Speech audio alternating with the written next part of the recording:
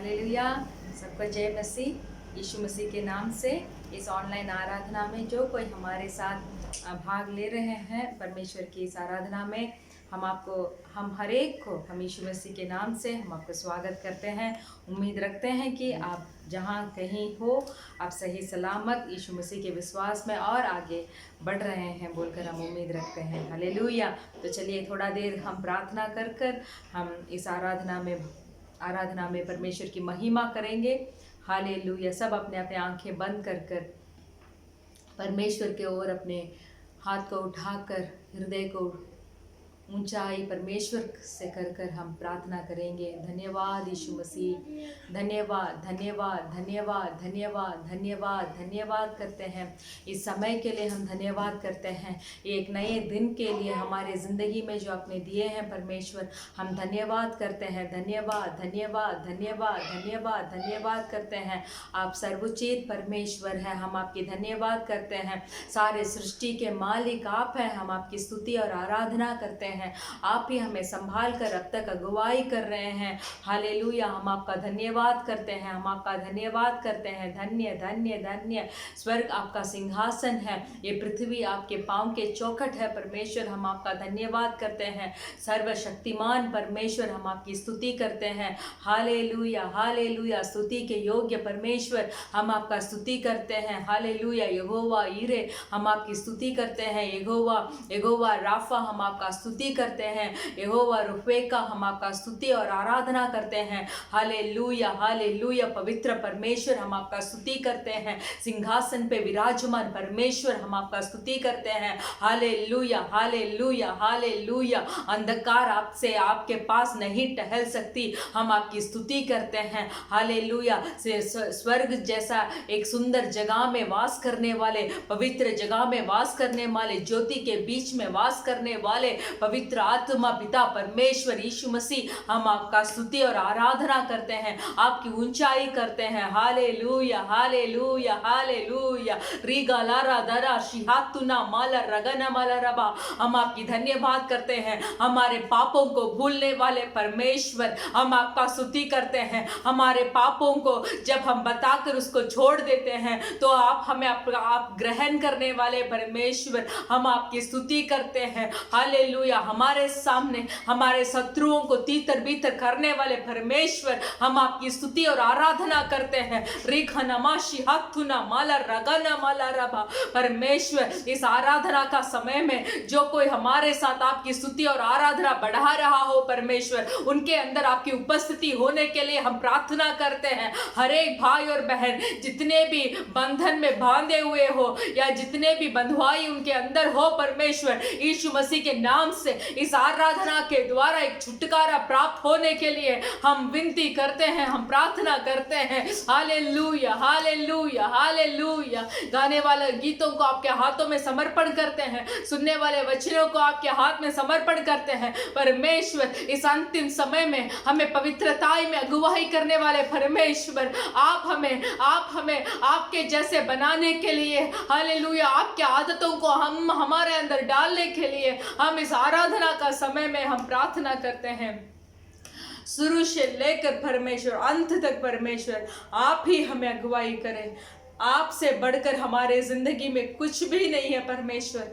आपके कृपा के अलावा, आपके अनुग्रह के अलावा, आपके दया के अलावा परमेश्वर हम तो यहाँ खड़ा भी नहीं हो सकते हैं। आपके कृपा के अलावा हम शून्य है परमेश्वर।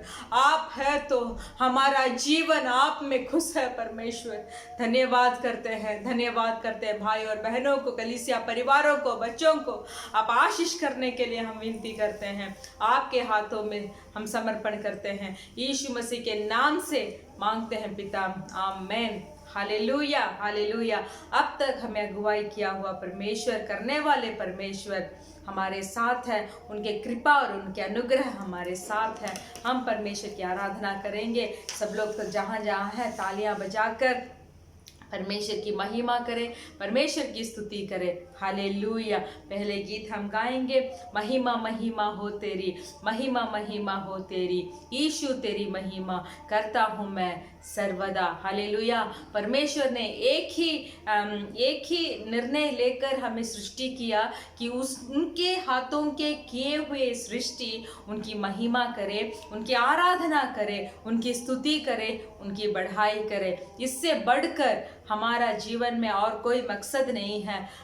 परमेश्वर जैसे पवित्रता में थे, हमें वैसे पवित्रता में हमारा जीवन को गुजारना चाहिए। वही परमेश्वर हमसे चाहते हैं कि हम हमारे पूरे मन से, पूरे हृदय से, पूरे बल से एकाएक परमेश्वर यीशु मसीह की हम आराधना करते रहे, पाप से छुटकारा पाते रहे, आशीषों से हम बढ़ते रहे। परमेश्वर के लिए जो भी मार खाना हो या जो भी दुख उठाना हो, वो खुशी और संतुष्ट से उसको सहते रहे। हालेलुया। तो चलिए उसी का एक गाना है, हम परमेश्वर की महिमा के लिए, महिमा महिमा हो तेरी। महिमा महिमा हो तेरी, महिमा महिमा हो तेरी, महिमा महिमा हो तेरी, महिमा महिमा हो तेरी, यीशु तेरी महिमा करता हूँ मैं सर्वदा, यीशु तेरी महिमा करता हूँ मैं सर्वदा,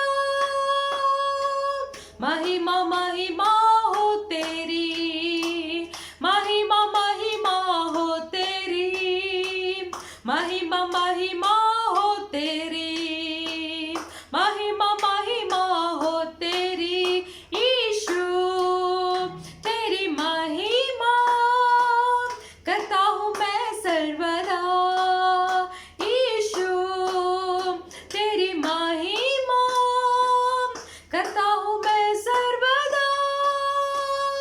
तेरे लिए जीऊंगा, तेरे लिए मरूंगा, तेरे लिए यीशु हर दर सहूंगा, तेरे लिए जीऊंगा, तेरे लिए मरूंगा, तेरे लिए यीशु हर दर सहूंगा। पर मैं तेरे वचन को बांटता ही रहूंगा, पर मैं तेरी वचन को बांटता ही रहूंगा। महिमा महिमा हो तेरी, महिमा महिमा हो तेरी, महिमा महिमा हो तेरी, महिमा महिमा हो तेरी, यीशु तेरी महिमा करता हूँ मैं सर्वदा, यीशु तेरी महिमा करता हूँ मैं सर्वदा। तेरे मार खाने से, तेरे गाड़े जाने से, मौत पर भी विजय पाने से, तेरे मार खाने से, तेरे गाड़े जाने से, मौत पर भी विजय पाने से, सबका हुआ है उद्धार, सबको मिली है नई जिंदगी, सबका हुआ है उद्धार, सबको मिली है नई जिंदगी। महिमा महिमा हो तेरी, महिमा महिमा हो तेरी, महिमा महिमा हो तेरी, यीशु महिमा महिमा हो तेरी, यीशु तेरी महिमा करता हूँ मैं सर्वदा, यीशु तेरी महिमा करता हूँ मैं सर्वदा। तेरे लिए जीऊंगा, तेरे लिए मरूंगा, तेरे लिए यीशु हर दर्द सहूंगा। सब मेरे साथ मिलकर इस अंतिम दिनों में हम देख रहे हैं हमारे भारत देश में या नेपाल देश में या पाकिस्तान देश में जितने जो ईसाई के लोग हैं वो परमेश्वर के लिए हर दर्द को सहकर परमेश्वर के बाद जोते जा रहे हैं। जितनों जो है वो शहीद होकर अपने खून को बहाकर परमेश्वर के लिए अपना जीवन को भी दिए हैं। हालेलुया।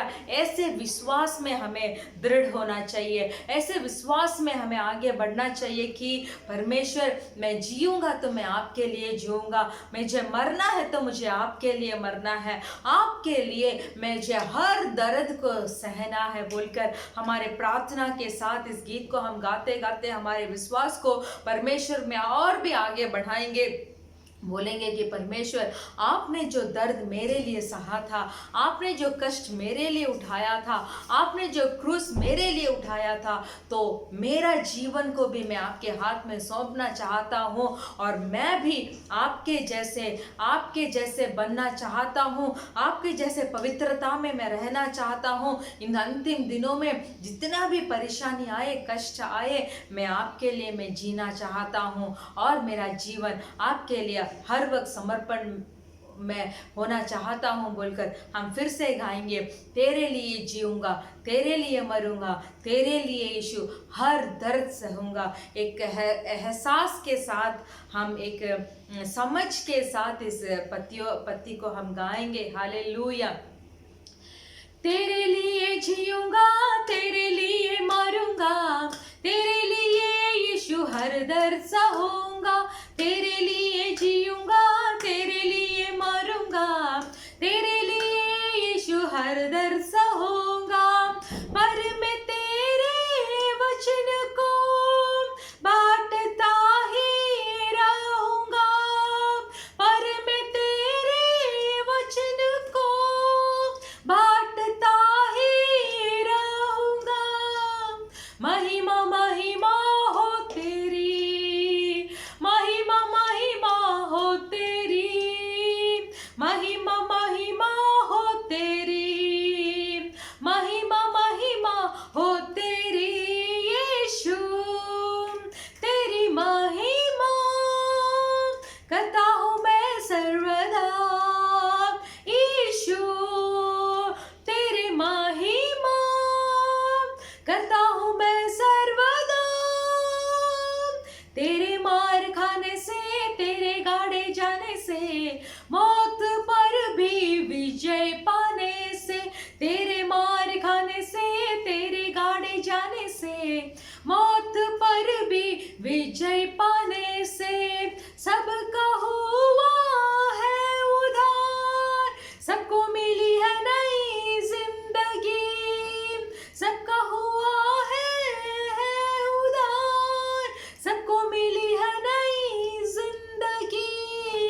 महिमा महिमा हो तेरी इस लौट आपकी, महिमा महिमा हो तेरी प्रभु, महिमा महिमा हो तेरी यीशु, महिमा महिमा हो तेरी यीशु, तेरी महिमा करता हूँ मैं सर्वदा यीशु, तेरी महिमा करता हूँ मैं सर्वदा। धन्यवाद यीशु मसीह, धन्यवाद धन्यवाद धन्यवाद कीजिए, स्तुति कीजिए मुंह खोलकर परमेश्वर की इस आराधना का समय में परमेश्वर की उपस्थिति को महसूस करने के लिए परमेश्वर को स्तुति कीजिए, परमेश्वर पवित्र आत्मा को स्वागत कीजिए। We welcome you holy spirit. इस आराधना का समय में पवित्र आत्मा हम आपकी स्वागत करते हैं। हर एक भाई और बहन जहां कहीं बैठकर इस आराधना को सुनकर इस आराधना में भाग ले रहे हो परमेश्वर, जो कोई अपने अपने जीवन को आपके हाथ में समर्पण कर रहे हो परमेश्वर, आपकी उपस्थिति, हालेलुया, पवित्र आत्मा की उपस्थिति हर एक को भरने के लिए हम विनती करते हैं, हम प्रार्थना करते हैं। हर एक भाई और बहन को भरिए, हृदय के अंदर आपकी उपस्थिति से भरिए परमेश्वर। Hallelujah hallelujah. जो भी बंधन में हो परमेश्वर, इस आराधना के द्वारा छुटकारा पाने के लिए हम विनती करते हैं। जितने भी रुकावटें हमारे और आपके बीच शहरपना बनकर खड़ी हो परमेश्वर यीशु मसीह के नाम से आज शहरपना को उठाकर मेरे हृदय को आपके हृदय के साथ जुड़ाने के लिए हम विनती करते हैं, विनती करते हैं, विनती करते हैं। Thank you Lord. धन्यवाद यीशु मसीह, धन्यवाद धन्यवाद धन्यवाद। हालेलुया। तू भलाई बिना कुछ करता नहीं, सब बुराई मिटाने वाले, सारे पाप क्षमा करने वाले, नया जीवन मुझे देने वाले। आमीन। जो हमारा जीवन जैसे भी परिस्थिति के अंदर गुजर रहा हो या जो भी वातावरण हमारे चारों ओर हो, अगर हमारे जीवन को हम परमेश्वर यीशु मसीह के हाथ में हम समर्पण करेंगे तो हमारी सारी बुराइयों को मिटाकर उस बुराइयों को हमारे शत्रुओं के सामने भलाई करने वाले कर दिखाने वाले एक सर्वोच्च परमेश्वर का हम आराधना कर रहे हैं। मेरे साथ मिलकर इस आराधना के गीत को आप भी गाइए। तू भलाई बिना कुछ करता नहीं, सब बुराई मिटाने वाले। अगर आपके शत्रु के सामने आप शर्मिंदा होकर खड़े हैं, अगर आपके शत्रुओं के सामने आप सर झुकाकर खड़े हैं, हालेलुया, तो हमारा आपके जीवन को हमारे परमेश्वर यीशु मसीह के हाथ में अगर आप समर्पण करेंगे तो हमारे जिंदगी में जितना भी रुकावटें हैं आगे जाने पे उसको परमेश्वर भलाई में बदल देंगे। हालेलुया। हमारे जिंदगी में जितना भी बुराई है, जितना भी चारों ओर जितना भी बुराई हमारे ओर आ रही है, उस बुराइयों को परमेश्वर यीशु मसीह ही भलाई में बदल सकते हैं। हालेलुया। बुराइयों को लेकर अगर हम कोई मनुष्य के पास जाएंगे तो वो मनुष्य हमारी बुराई को बदल नहीं पाएगा। मेरे प्रिय भाई और बहनों, हमारे बुराइयों को बदलने वाले, हमारे पाप को क्षमा करने वाले, पाप क्षमा के निश्चय को देने वाले एक ही जीवित खुदावन वो यीशु मसीह ही है। अगर आपके जीवन को आज उनके हाथों पे आप समर्पण करेंगे तो हमारे जिंदगी में जितना भी बुराई हो उस बुराई को भलाई में बदल देंगे। मेरे प्रिय भाई और बहनों, घुटने टेक कर यीशु मसीह के ओर हाथ को उठाकर बोलिए, तू भलाई बिना कुछ करता नहीं, क्योंकि हमारे परमेश्वर यीशु मसीह को भलाई बिना कुछ आता भी नहीं। मीन्स वो बुरा करना नहीं जानते।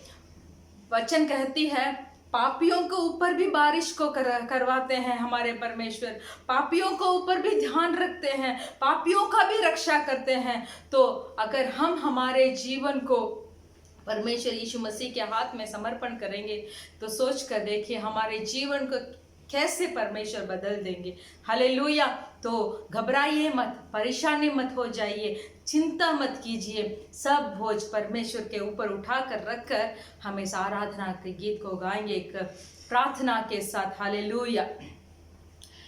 तू भलाई बिना कुछ करता नहीं, सब बुराई मिटाने वाले। तू भलाई बिना कुछ करता नहीं, सब बुराई मिटाने वाले। सारे पाप क्षमा करने वाले, नया जीवन मुझे देने वाले। सारे पाप क्षमा करने वाले,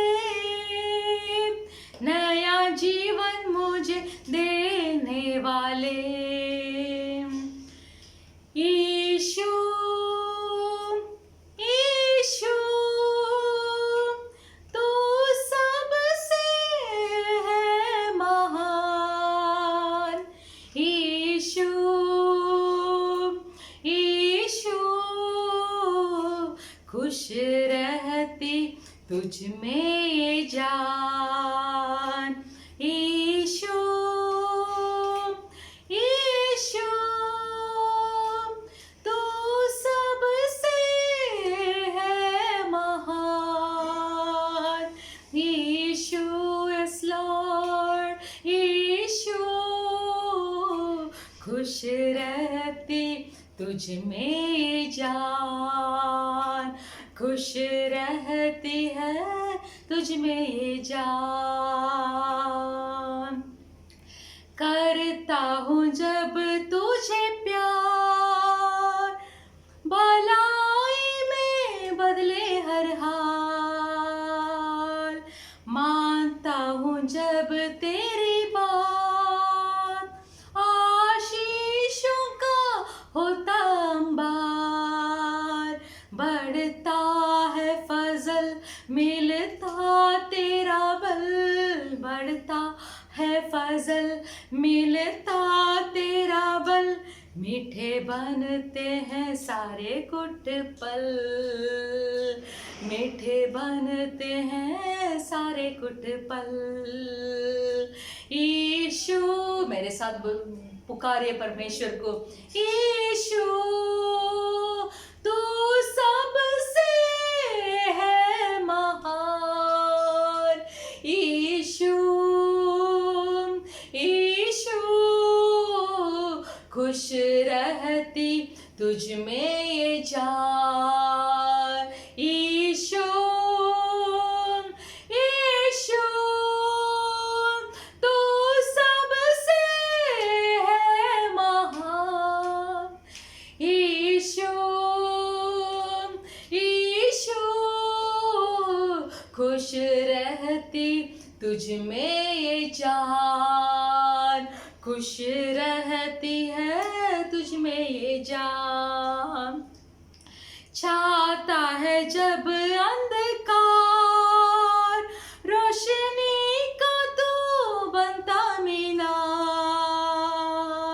रोग से होता लाचार, चंगा करता है तेरा कलाम। मेरे जीवन में स्वर्गीय आशीष, मेरे जीवन में स्वर्गीय आशीष। नित्य भरता है तू हर पल, नित्य भरता है तू हर पल। यीशु, यीशु तू सबसे है महान।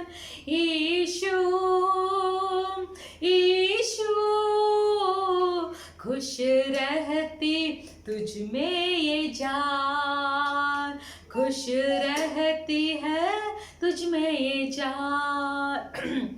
हालेलुया।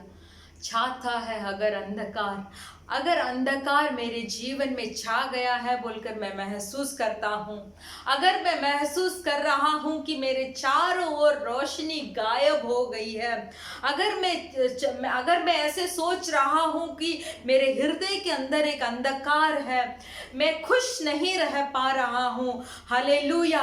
मैं ऐसे सोच रहा हूँ कि मेरा चारों ओर ऐसे अंधकार फैला हुआ है, वो अंधकार मेरे ओर बहुत भयंकर से आ रहा है, वो अंधकार से मैं बाहर नहीं आ पा रहा हूँ। मैं बाहर आना तो चाहता हूँ, मैं इस पाप को भुलाना तो चाहता हूँ, मैं चाहता हूँ कि मैं इस पाप को ना करूँ, मैं चाहता हूँ कि इस पाप में मैं दास ना बनूं, ये पाप का दास्तव मेरे ऊपर ना हो। फिर भी मैं चाहता तो हूँ, पर फिर भी मैं उसके आगे नहीं दौड़ पा रहा हूँ, उसको पार में नहीं कर पा रहा हूँ। ऐसे अगर कोई भाई और बहन सोचकर इस आराधना में हो तो यीशु मसीह का एक आराधना का गीत बोल रहा है, अगर हमारे ओर अंधकार छाया हुआ हो फिर भी हमारा मीनार यीशु मसीह हमारे साथ है। रिखाला राशि हाथुना माला रबा, हमारा मीनार यीशु मसीह हमारे साथ है, हमारा रोशनी यीशु मसीह हमारे साथ है। हालेलुया। जो पवित्र परमेश्वर जिसके पास अंधकार टहल नहीं सकती, हालेलुया, जिसके पास सिर्फ रोशनी ही रोशनी है। अगर इस आराधना का समय में हम यीशु मसीह को देखकर, यीशु आपके बिना ये जीवन खुशी नहीं है, आपके बिना ये हृदय खुशी नहीं है, आपके बिना ये प्राण में खुशी नहीं है, आपके बिना मेरे आत्मा में, प्राण में, मेरा जीवन में, मेरी जिंदगी में आपके बिना खुशी नहीं है। मैं तो बहुत सारी चीजों को ढूंढ कर जा रहा था, मैं सोच रहा था इस राह पर मुझे खुशी मिलेगी, नहीं मिली। मैं सोच रहा था कि ये पाप करने से मुझे खुशी मिलेगी, मुझे नहीं मिली। आज एहसास के साथ, पूरी समझ के साथ मेरे जीवन को, मेरे जिंदगी को आपके पांवों में मैं समर्पण कर बोल रहा हूं कि आप मेरे खुशी है, आप मेरे आनंद है, आप मेरे खुशी है। मेरा जीवन का खुशी आप है। मेरे जिंदगी में रोशनी फैलाने वाले परमेश्वर, शत्रुओं के सारे किया हुआ अंधकार में से छुटकारा देने वाले ये कि परमेश्वर यीशु मसीह हूं बोलकर, मैं समझकर, मैं आज मेरे जीवन को आपके हाथ में मैं समर्पण कर रहा हूं। चलिए सब लोग अपने अपने हाथों को उठाकर हमारे परमेश्वर यीशु मसीह के सामने सर को झुका कर बोलिए, आज से मेरा जीवन को आपके हाथों में समर्पण करता हूं। मुझे ऐसे खुशी चाहिए जो खुशी नित्य नित्य के लिए मेरे साथ हो। Hallelujah, hallelujah. आपके लिए दुख उठाना मेरे लिए खुशी होना चाहिए, आपके लिए मार खाना मेरे लिए खुशी होना चाहिए, आपके लिए दुख को सहना मेरे लिए खुशी होना चाहिए। फिर भी सांसारिक रीति से नहीं, स्वर्गीय रीति से उस स्वर्ग के सारे आशीषों को प्राप्त करने के लिए परमेश्वर, हालेलुया, मेरे को जो बुलाहट में आपने मुझे बुलाया था, जो बुलाहट आपने मेरे ऊपर रखी है, जो सिद्ध को आपने मेरे ऊपर रखी है, वो सिद्ध को और बुलाहट को पूरा कर कर धैर्य से आपके सम्मुख में आके खड़े होने का नित्य नित्य खुशी से आज मेरा जीवन को भरिए, भरिए। रिघाना माला रबा बाबा और रबाशी हाथुना माला रबा। मेरे प्रिय भाई और बहनों, पुकारिए परमेश्वर को, बोलिए, पूछिए कि मेरे जीवन में उस खुशी से भर दे जो निरंतर है, जो नित्य है। Hallelujah, hallelujah. रिखा नमाशी हाथुना माला रबा। फिर से हम गाएंगे, तू भलाई बिना, सिर्फ एक पति को हम गाएंगे परमेश्वर की इस आराधना में। और रागा बाबा बाबा बाबा ऋषि हाथुना माला रबा बाबा, हमें ऐसे बना परमेश्वर जो आपके इच्छा में कर पाऊं। आपके आदतों को मेरे अंदर रखिए, बोलिए, आपके आदतों को मेरे अंदर रखिए परमेश्वर। हालेलुया। मैं ऐसा बनूं कि आपके जैसे मैं चल पाऊं, आपके जैसे धैर्य को मुझे दीजिए, आपके जैसे पवित्र बनने को मुझे सिखा दीजिए परमेश्वर। हालेलुया। करता हूँ जब तुझे प्यार, भलाई में बदले हर हार, मानता हूँ जब तेरी बात, आशीषों का होता अंबार, बढ़ता है फजल मिलता तेरा बल, बढ़ता है फजल मिलता तेरा बल, मीठे बनते सारे कुट पल, मीठे बनते हैं सारे कुट पल।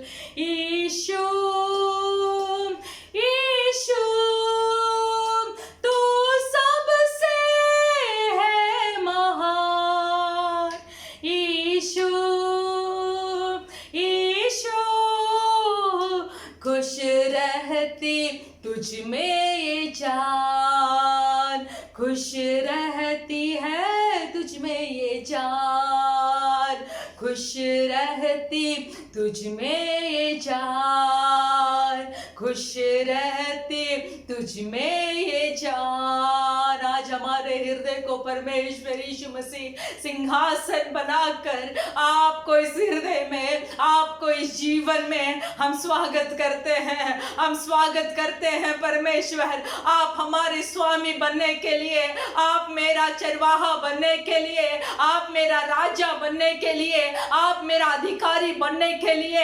हालेलुया, आप मेरा प्रेमी बनने के लिए, आप मेरा प्यार बनने के लिए आज समय में मैं मेरा जीवन को आपके हाथों में समर्पण करता हूं परमेश्वर। Hallelujah, hallelujah, hallelujah. क्योंकि आप जैसे देवताओं के समान इस संसार में और कौन है परमेश्वर? मुझे प्रेम करने वाला इस संसार में कौन है परमेश्वर? इस स्वर्ग में भी कोई नहीं है, इस धरती में भी कोई नहीं है। तालियां बजाकर हे प्रभु, देवताओं में तेरे समान है कौन। हालेलुया, सब मिलकर। हे प्रभु, देवताओं में तेरे समान है कौन। स्वर्ग में हो या धरती पर तेरे समान है कौन। हे प्रभु, देवताओं में तेरे समान है कौन। स्वर्ग में हो या धरती पर तेरे समान है कौन।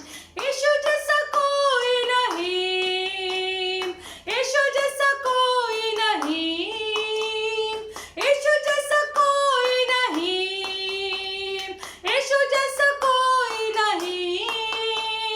स्वर्ग में हो या धरती पर तेरे समान है कौन। स्वर्ग में हो या धरती पर तेरे समान है कौन। दूतों के भोजन से अपने लोगों को तृप्त किया, दूतों के भोजन से अपने लोगों को तृप्त किया। तेरे जैसा है न कोई जो प्रेम करे अपने लोगों से। तेरे जैसा है न कोई जो प्रेम करे अपने लोगों से।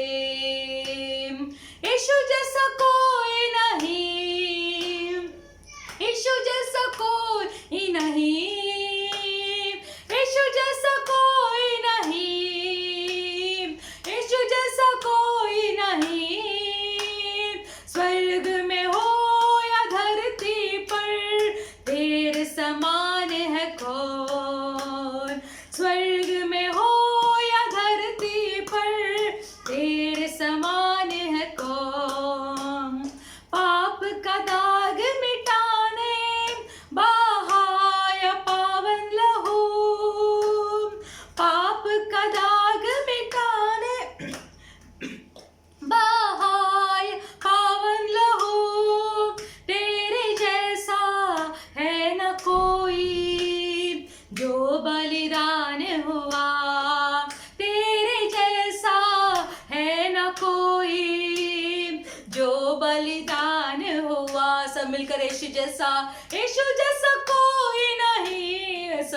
स्वर्ग के ओर देखकर यीशु जैसा कोई नहीं। आवाज उठाकर यीशु जैसा कोई नहीं, यीशु जैसा कोई नहीं। स्वर्ग में हो या धरती पर तेरे समान है कौन। स्वर्ग में हो या धरती पर तेरे समान है कौन।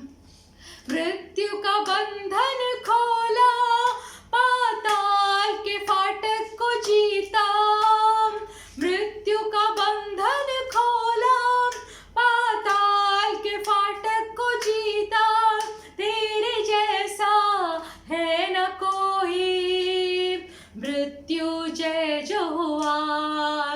तेरे जैसा है न कोई, मृत्यु जय जो हुआ। यीशु जैसा कोई नहीं, यीशु जैसा कोई नहीं, यीशु जैसा कोई नहीं, यीशु जैसा कोई नहीं। स्वर्ग में हो या धरती पर यीशु जैसा कोई नहीं। स्वर्ग में हो या धरती पर यीशु जैसा कोई नहीं, यीशु जैसा कोई नहीं, यीशु जैसा कोई नहीं। हालेलुया। स्वर्ग में हो परमेश्वर या धरती पर हो परमेश्वर, आपके जैसे इस संसार में कौन है जो मुझे इतना प्रेम और प्यार करने वाला। इस संसार में और कोई भी नहीं है परमेश्वर। भोजन देने वाले परमेश्वर, हालेलुया। दूतों के भोजन से अपने लोगों को तृप्त किया परमेश्वर। इज़राइली लोगों को मिस्र देश के दास्तों से छुटवा कर लेके आने वाले परमेश्वर, हमारे परमेश्वर खुदावंद यीशु मसीह, जो हमें भी, जो कोई दास्तव में आज हम इस दिन फंसे हुए हैं, जो कोई काम हमारे ऊपर अधिकार कर रहा है जो यीशु मसीह को पसंद नहीं है, हमें भी वो काम पसंद नहीं है। मैं चाहता हूं कि मैं एक काम ना करूं, फिर भी मैं करता हूं, और जो भलाई का काम मुझे करना चाहिए वो काम मैं नहीं करता हूं। ऐसे पौलुस एक वचन में वो बताए हैं। तो इस तरीके के मनुष्य से मुझे छुटकारा देने वाला कौन है? इस तरीके के मनुष्य से मुझे छुटकारा देने वाले एक ही परमेश्वर, जीवित जिंदा खुदा, जो मेरे लिए, मेरे पाप के लिए, मेरे अधर्म काम के लिए, हालेलुया, क्रूस को उठाकर उस कलवरी क्रूस में अपने अंतिम लहू बहाकर, वो लहू पानी की तरह बाहर आने तक सारे लहू को मेरे लिए बहाया, मेरे लिए मारा गया, मेरे लिए गाड़ा गया, मेरे लिए तीसरा दिन जी उठा। अब मुझे उस स्वर्गीय आशीषों को दिलाने के लिए जल्दी ही आने वाला है। मेरे प्रिय भाइयों और बहनों, हम बहुत अंतिम समय में आ गए हैं। हमारा हृदय वहीं यहाँ वहाँ तो तड़प रहा है, फिर भी हमारे आंखों को उस स्वर्ग के ओर हम लगाकर, मेरे प्रभु यीशु मसीह जल्दी ही न्याय करने इस पृथ्वी पर आने वाले हैं। तो उनके लिए राह को मुझे तैयार करना है। जितना भी राहों पर कांटे आने दो, फिर भी उस कांटों को पार करवा कर, अगर मैं यीशु मसीह से प्रेम करूंगा, अगर मैं यीशु मसीह का वचन का पालन करूंगा, अगर मैं यीशु मसीह का आज्ञा को पालन करूंगा, तो जरूर परमेश्वर भी उस स्वर्गीय आशीषों तक मेरे जीवन को पहुंचाएंगे। हालेलुया। हमें छोड़ने वाले परमेश्वर नहीं है, हमें त्यागने वाले परमेश्वर नहीं है।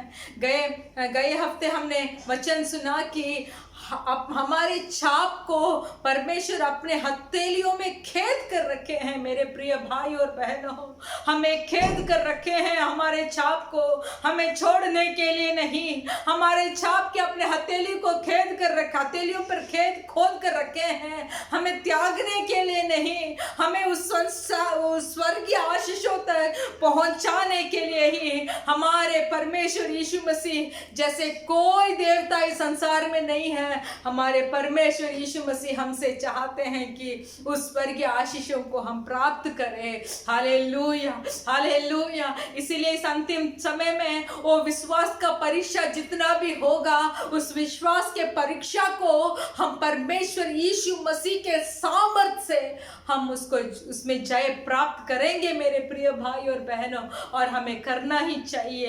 हालेलुया। तो हमारे सारे हृदय को एक सिद्ध कर सिर्फ परमेश्वर के वचन को हम सुनेंगे, परमेश्वर के वचन में हम पालन करेंगे, परमेश्वर के वचन को हम ध्यान करेंगे। और भी वचन हमने सुना था कि जो कोई अपने बलहीन पर जाकर, उस बलहीन पे, उस थकावट पे, उस परेशानियों पर अगर हम प्रार्थना करेंगे, उस प्रार्थना का उत्तर बहुत सामर्थ्यशाली होगा बोलकर भी हम वचन सुने थे। मेरे प्रिय भाई और बहनों, तो इन समयों में हम जो कोई वचन को हम सुने हैं, उसको ध्यान कर हमारे राह को परमेश्वर यीशु मसीह के आगमन के लिए हम तैयार करेंगे। हालेलुया। सब अपने हाथ को उठाकर हम प्रार्थना करेंगे। धन्यवाद यीशु मसीह, धन्यवाद यीशु मसीह। हम इस आराधना को आपने स्वीकार किया। हम विश्वास करते हैं परमेश्वर, जितने भी भाई और बहन परमेश्वर इस आराधना में भाग लिए हैं, हम ज़रूर विश्वास करते हैं कि उनका हृदय में एक बड़ा छुटकारा मिला है परमेश्वर। जितना भी परेशानियां हैं वो आपके विश्वास के द्वारा उसमें से वो जय प्राप्त करेंगे परमेश्वर, क्योंकि आपने मेरे छाप को आपके हथेलियों पर खोद कर रखा है। आप हमें कभी भी नष्ट नहीं होने देंगे परमेश्वर। परमेश्वर, जो बुलाहट से आप हमें बुलाए हैं परमेश्वर, वो बुलाहट को आप पूरा करते ही रहेंगे परमेश्वर। हम विश्वास करते हैं। हर एक भाई और बहन कलीसिया परिवारों को आपके हाथ में समर्पण कर कर हम प्रार्थना करते हैं, आप ही हमें अगुवाई करें। हमारा जीवन को आज हम आपके चौखट पे हम समर्पण किए हैं, आप हमें अगुवाई करें। यीशु मसीह के नाम से मांगते हैं पिता, आमेन। Hallelujah, hallelujah. हम विश्वास करते हैं कि इस आराधना आपके आशीष प्राप्त किए होंगे। अभी भी सब खड़े होकर हमारे भजन संगीता, बाइबल में वचन संगीता पढ़ेंगे। भजन संगीता का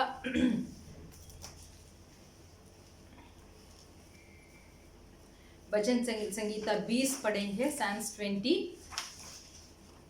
विजय के लिए प्रार्थना। प्रधान बजाने वाले के लिए दाऊद का भजन। संकट के दिन यहोवा तेरी सुन ले, याकूब के परमेश्वर का नाम तुझे ऊंचे स्थान पर नियुक्त करे। वह पवित्र स्थान से तेरी सहायता करे और सिय्योन से तुझे संभाल ले। वह तेरी सब अन्न बलियों को स्मरण करे और तेरे होम बलि को ग्रहण करे। वह तेरे मन की इच्छा पूरी करे और तेरी सारी युक्ति को सफल करे। तब हम तेरे उद्धार के कारण ऊंचे स्वर से हर्षित होकर गाएंगे और अपने परमेश्वर के नाम से झंडे खड़े करेंगे। यहोवा तुझे मुंह मांगा वरदान दे। अब मैं जान गया कि यहोवा अपने अभिषिक्त का उद्धार करता है। वह अपने दाहिने हाथ के उद्धार करने वाले पराक्रम से अपने पवित्र स्वर्ग पर से सुनकर उसे उत्तर देगा। किसी को रथों का और किसी को घोड़ों का भरोसा है, परंतु हम तो अपने परमेश्वर यहोवा ही का नाम लेंगे। वे तो झुक गए और घिर पड़े, परंतु हम उठे और सीधे खड़े हैं।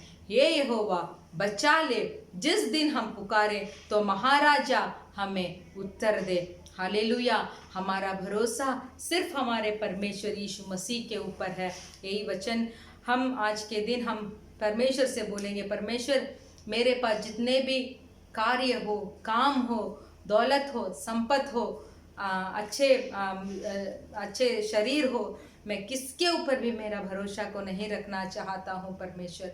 मैं मेरा भरोसा को सिर्फ आपके ऊपर मैं रखना चाहता हूँ।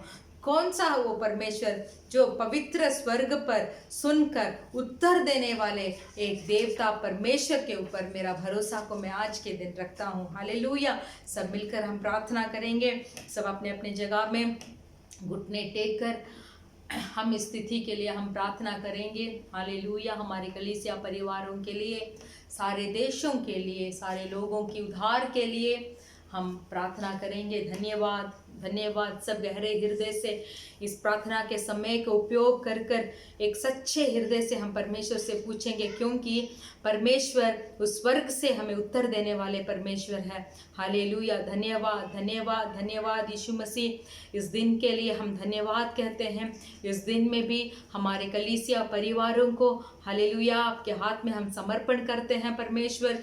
जो भी ज़रूरतों पे हो, या जो भी बहन या भाई कोई भी रोग में तड़प रहे हो, परेशानियों के बीच में, चिंता के बीच में अपने जीवन को गुजार रहे हो परमेश्वर, हम सब भाई और बहन को, हमारी कलीसिया परिवारों को हालेलुया आपके हाथों पे हम समर्पण करते हैं। आप ही हमारे परमेश्वर यहोवा है, जो हमारी सारी बुराइयों को भलाई में बदलने वाले परमेश्वर है। हम परमेश्वर धन्यवाद। हमारे इस सारी पृथ्वी में सारी मानव जातियों को आपके हाथों में हम समर्पण करते हैं। हालेलुया। यीशु मसीह ही जिंदा खुदा है। यीशु मसीह को एक जिंदा खुदावन बोलकर स्वीकार कर परमेश्वर पानी में डूबकर बपतिस्मा लेकर उद्धार प्राप्त कर सारे करने के लिए इस सारे मानव जातियों को आपके हाथों में समर्पण करते हैं। हाँ परमेश्वर, इस पृथ्वी के लोगों के लिए ही आपने क्रूस उठाया परमेश्वर। आप अलग अलग कर किसी अलग आदमी के लिए आपने क्रूस नहीं उठाया, बल्कि सारे मानव जाति के पापों और अधर्म कामों के लिए आपने क्रूस उठाया। उस क्रूस में बहते हुए एक बूंद लहू भी व्यर्थ ना हो परमेश्वर। तो इस सारे पृथ्वी के लोगों के उद्धार के लिए हम प्रार्थना करते हैं परमेश्वर। छोर तक जितने भी मनुष्य हैं परमेश्वर, यीशु मसीह के बारे में जानकारी हो परमेश्वर, क्योंकि आपके वचन बताती हैं आपके नाम के बारे में, यीशु मसीह के बारे में, वो इस पृथ्वी के चोर चोर तक उनको मालूम पड़ेगा, फिर आपके राज्य इस पृथ्वी पर आएगा परमेश्वर। तो आपके राज्य इस पृथ्वी पर आने के लिए परमेश्वर सारे लोग तैयारी होने के लिए हम विनती करते हैं परमेश्वर, हम विनती करते हैं परमेश्वर अधिकारी लोगों के लिए, हालेलुया, इस एक राज्य का प्रधानमंत्री के लिए, हालेलुया, आपके हाथ में हम उनको समर्पण करते हैं। गरीब लोगों के ज़रूरतों को पूरा करने में वो लोग अपने मन को लगाने के लिए परमेश्वर आप ही उनसे बात करें परमेश्वर, हालेलुया। सिर्फ वही नहीं, पृथ्वी के सारे जितने भी देश है परमेश्वर, उसके ऊपर परमेश्वर आपकी जागृति होने के लिए हम प्रार्थना करते हैं। आपकी जागृति हो परमेश्वर, शत्रु के सारी क्रिया मिटाने के लिए हम प्रार्थना करते हैं परमेश्वर, शत्रु के जाल में कोई भी फंसना ना पाए परमेश्वर, हालेलुया। हर एक को परमेश्वर आपके प्यार को दीजिए, आपके प्रेम को महसूस करने का एक समय को आप जल्दी ही देने के लिए हम प्रार्थना करते हैं परमेश्वर। देश के लोग आपको जिंदा खुदा बोलकर ग्रहण करने के लिए परमेश्वर हम प्रार्थना करते हैं, हम विनती करते हैं परमेश्वर। धन्यवाद। हमारी सारी कलीसियाओं को आपके हाथ में समर्पण करते हैं, विशेष कर इस अंतिम दिनों में जितने भी शहीद हो रहे हैं ईसाई के लोग परमेश्वर, आपके वचन के निमित्त जो भी शहीद हो रहे हैं, वो गेहूं जो बोया गया है परमेश्वर, वो गेहूं परमेश्वर 30, 60 और 100 गुना फल देने के लिए परमेश्वर हम प्रार्थना करते हैं परमेश्वर, आपके हाथों में समर्पण करते हैं, यीशु मसीह के नाम से मांगते हैं पिता, आमेन, हालेलुया। हमारी सूचना ये है कि हमारा कलीसिया हर शुक्रवार के दिन शाम को 4 बजे से 6 बजे तक होता है। तो हमारा ऑनलाइन आराधना में सब लोग भाग लीजिए, आपके दोस्तों को हमारा ये आराधना जो है शेयर कीजिए, जो कलीसिया पे नहीं आ सकते हैं, जो नहीं आते थे, पुराने दोस्त हैं, सबको शेयर कीजिए। हम विश्वास करते हैं कि जो वचन हम सुन रहे हैं इतने दिनों में, वो वचन ज़रूर हर के अंदर क्रिया करता है, हालेलुया, क्योंकि वो वचन पवित्र आत्मा के द्वारा आ रहा है, हम विश्वास करते हैं। तो आप ज़रूर इस ऑनलाइन आराधना में भाग लीजिए और आगे आने वाले समयों के लिए आप प्रार्थना कीजिए। अभी हम हमारे संदेश की ओर हम ध्यान करेंगे।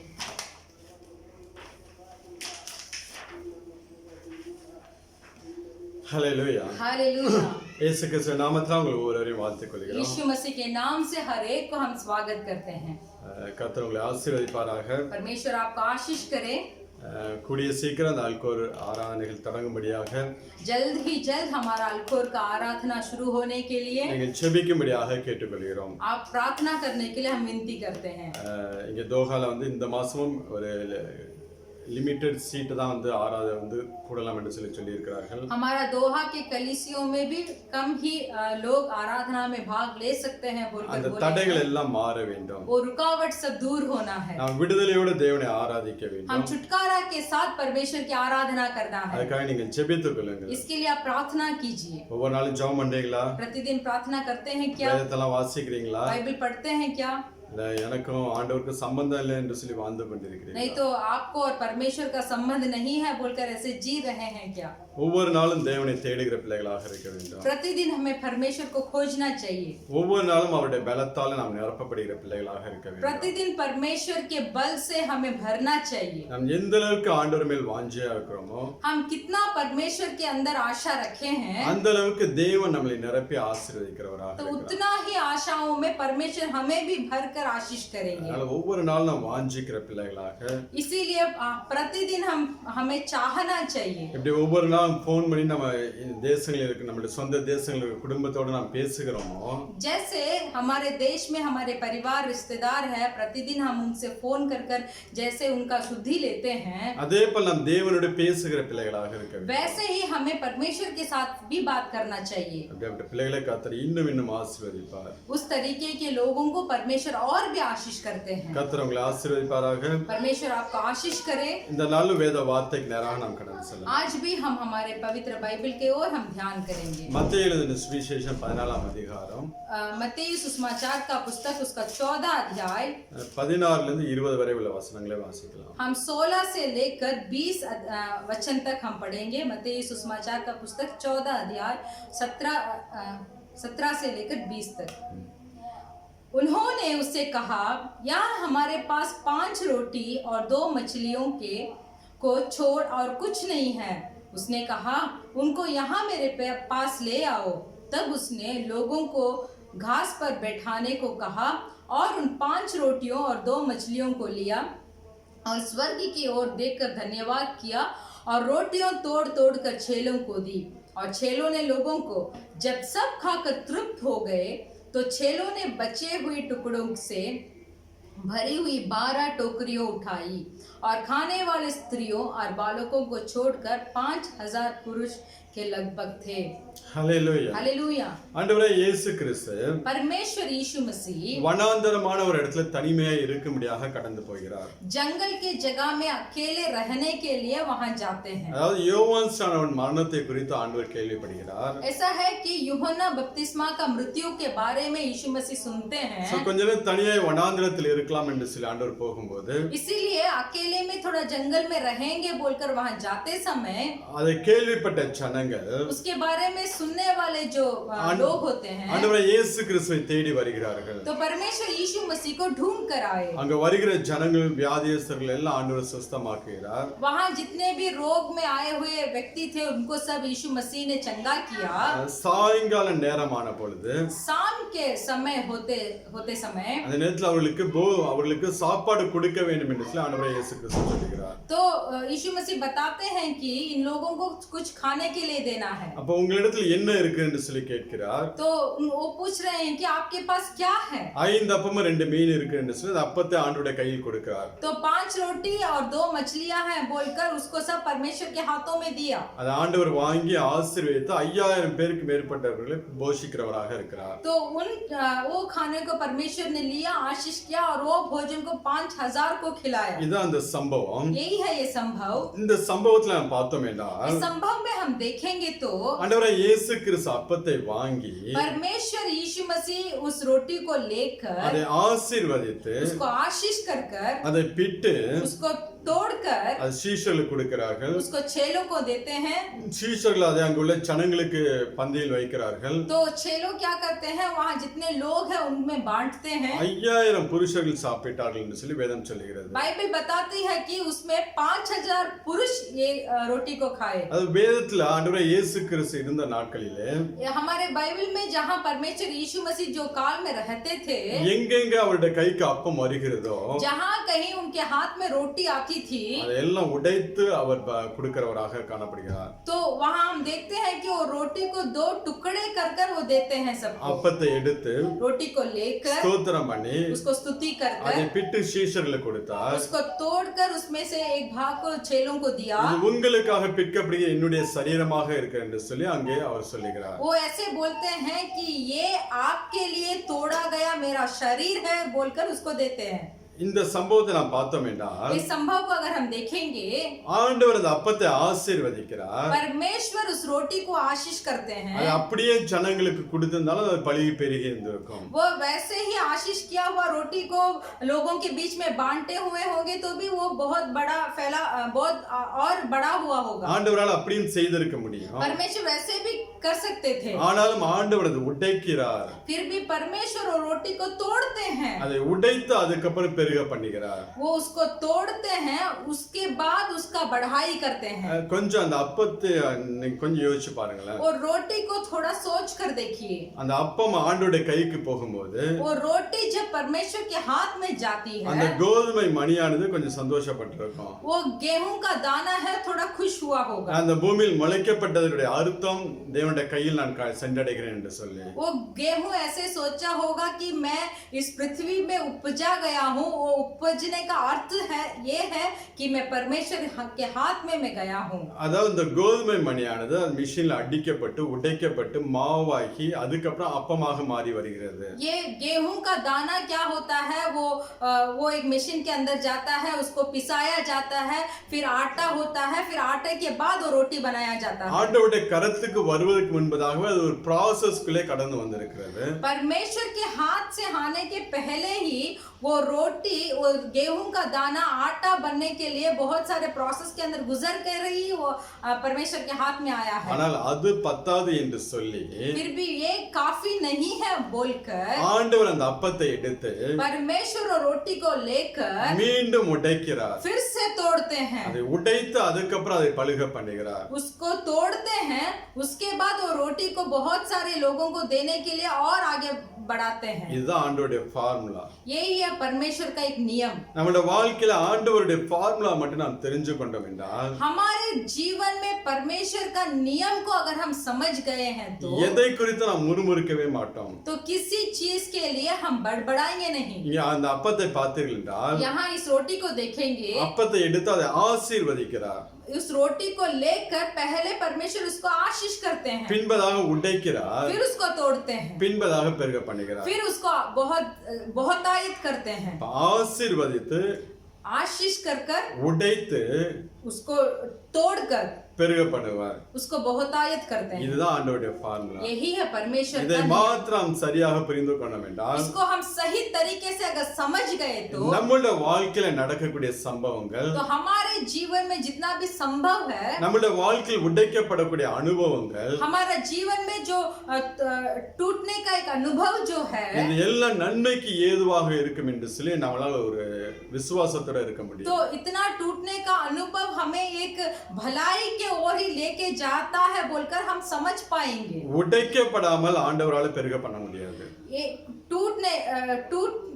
टूटना है, बिना टूटे एक परमेश्वर के आशीर्वाद में हम नहीं गुजर सकते. இப்ப நம்மளே எடுத்துக்கொள்ளுங்களேன். तो हमें ले लेंगे, நம்மளிடத்துல வெளிப்படக்கூடிய சில பாவங்கள் இருக்கும்போது, हमारे पास अगर प्रकट होने वाली कुछ पाप हो, அல்ல வெளிப்படையாக எல்லாரும் பார்க்கக்கூடிய சில பாவ சுபாவங்கள் நம்மகிட்ட இருக்கும்போது, नहीं तो बहुत जन देखने वाले पाप अगर हम प्रकट कर रहे हैं, தேவன் நம்மளை அப்படியே வைத்து ஆசீர்வதித்தால், परमेश्वर अगर हम जिस तरीके में हम पाप कर रहे हैं वही स्थिति में अगर परमेश्वर हमें आशीष करेंगे, தேவனை பற்றி ஜனங்கள் என்ன சொல்வார்? तो परमेश्वर के बारे में लोग क्या இப்ப बताएंगे? தேவனை பற்றி ஒரு பயம் இல்லாமல் போகும். तो परमेश्वर के ऊपर किसी को भय नहीं होगा. அவருடைய பரிசுத்தத்தை குறித்து ஒரு கேள்வி அங்க உண்டாகும். तो परमेश्वर के पवित्रता के बारे में कुछ प्रश्न उठेगी. அதனால எந்த மனுஷனையும் தேவன் என்ன பண்ணுகிறான்டா, इसीलिए कोई भी मनुष्य को परमेश्वर क्या करते हैं, அவர்களை உடைக்கிறார். उसको उनको तोड़ते हैं. ஏனா அது உடைப்பதல்ல, அவர்களை தகுதிப்படுத்த ஆரம்பிக்கிறார். वो तोड़ने का मतलब है ये है कि उन्हें कुछ लेवल पे उनको लेके आने के लिए चाहते हैं. அந்த ஆசீர்வாதத்தை பெற்றுக்கொள்ள அவர்களை தகுதிப்படுத்துகிறவராக அந்த அனுபவத்துக்குள் கொண்டு போகிறார். आशीर्वाद को प्राप्त करने का योग्य बनाने के लिए ही उस राह पर परमेश्वर उन्हें अगुवाई करते हैं. இந்த உடைக்கப்பட்ட அனுபவத்துல நீங்கள் வாழ்ந்து கொண்டிருக்கிறீர்கள் என்றால், अगर एक टूटे हुए अनुभव में अगर आप जी रहे हैं, உடைக்கப்பட்ட ஒரு பாத்திரத்தை போல இருக்கிறேன் என்று நீங்கள் சொல்வீர்கள் என்றால், अगर आप ऐसे बोल रहे हैं कि मैं एक टूटा हुआ बर्तन के समान हूँ, நீங்கள் ஏற்கனவே ஆண்டவரால் ஆசீர்வதிக்கப்பட்டு விட்டீர்கள். तो ऐसे है कि आप ऑलरेडी परमेश्वर के हाथों पे आशीष को प्राप्त कर चुके हैं. உங்களை தேவன் பெருக பண்ணக்கூடிய ப்ராசஸ்ல கொண்டு போய் கொண்டிருக்கிறார். तो परमेश्वर आपको बढ़ाने के लिए या बहुतायत करने के आशीर्वाद के अंदर आपको ले जा रहे हैं. அதற்காக தான் அந்த உடைக்கப்பட்ட அனுபவம் நம்மளோட வாழ்க்கையில வருகிறது. तो इसीलिए ही हमारी जिंदगी में कुछ टूटे हुए अनुभव आती है. ஆனால் எல்லாவற்றிலும் தேவனுக்கு எப்பொழுதும் நான் நன்றி சொல்லுகிற பிள்ளைகளாக இருக்க வேண்டும். इसीलिए सारे हालात में हम परमेश्वर को हम धन्यवाद बोलना चाहिए. அவர் நம்மளை ஆசீர்வாதத்துக்கு தகுதிப்படுத்துகிறார். परमेश्वर हमें उनकी आशीर्वाद के लिए योग्य बना रहे हैं. நீங்க தாவீதோட வாழ்க்கையில பாத்தீங்கன்னா, आप दाऊद का जीवन में देखिए, அவன் அப்படியாப்பட்ட ஒரு அனுபவத்துக்குள்ளே கடந்து சென்றான். दाऊद भी ऐसे एक अनुभव के अंदर जाते हैं. தாவீதோட வாழ்க்கை நமக்கு நன்றாக தெரியும். दाऊद का जीवन हमें अच्छा से मालूम है. अनेक தடவை அவனுடைய வாழ்க்கையை நாம் தியானம் பண்ணி இருக்கிறோம். बहुत बार हम दाऊद का जीवन को हम ध्यान किए हैं. अनेक பாடு உபத்திரவத்தின் வழியாய் கடந்து சென்ற மனிதன் बहुत परेशानी और उपद्रव के बीच में गए एक मनुष्य थे. தன்னுடைய அனுபவத்தை எப்படியாக சொல்கிறான். वो उनके अनुभव को ऐसे बोलते हैं। சங்கீதம் 31 वचन संगीता का 31 अध्याय 9 வரை உள்ள வசனங்களை வாசிக்கலாம். 9 से लेकर 12 तक हम पढ़ेंगे। ये यहोवा मुझ पर अनुग्रह कर, क्योंकि मैं संकट में हूँ। मेरी आंखें वरन मेरा प्राण और शरीर सब शोक के मारे घुल जाते हैं। मेरा जीवन शोक के मारे और मेरी आयु कराहते कराहते घट चली है। मेरा बल मेरे अधर्म के कारण जाता रहा और मेरी हड्डियां घुल गई। अपने सब विरोधियों के कारण मेरा पड़ोसियों में मेरी नामधराई हुई है। अपने जान पहचान वाले के लिए डर का कारण हूँ। जो मुझको सड़क पर देखते हैं वे मुझसे दूर भाग जाते हैं। मैं मृतक के समान लोगों के मन से बिसर गया।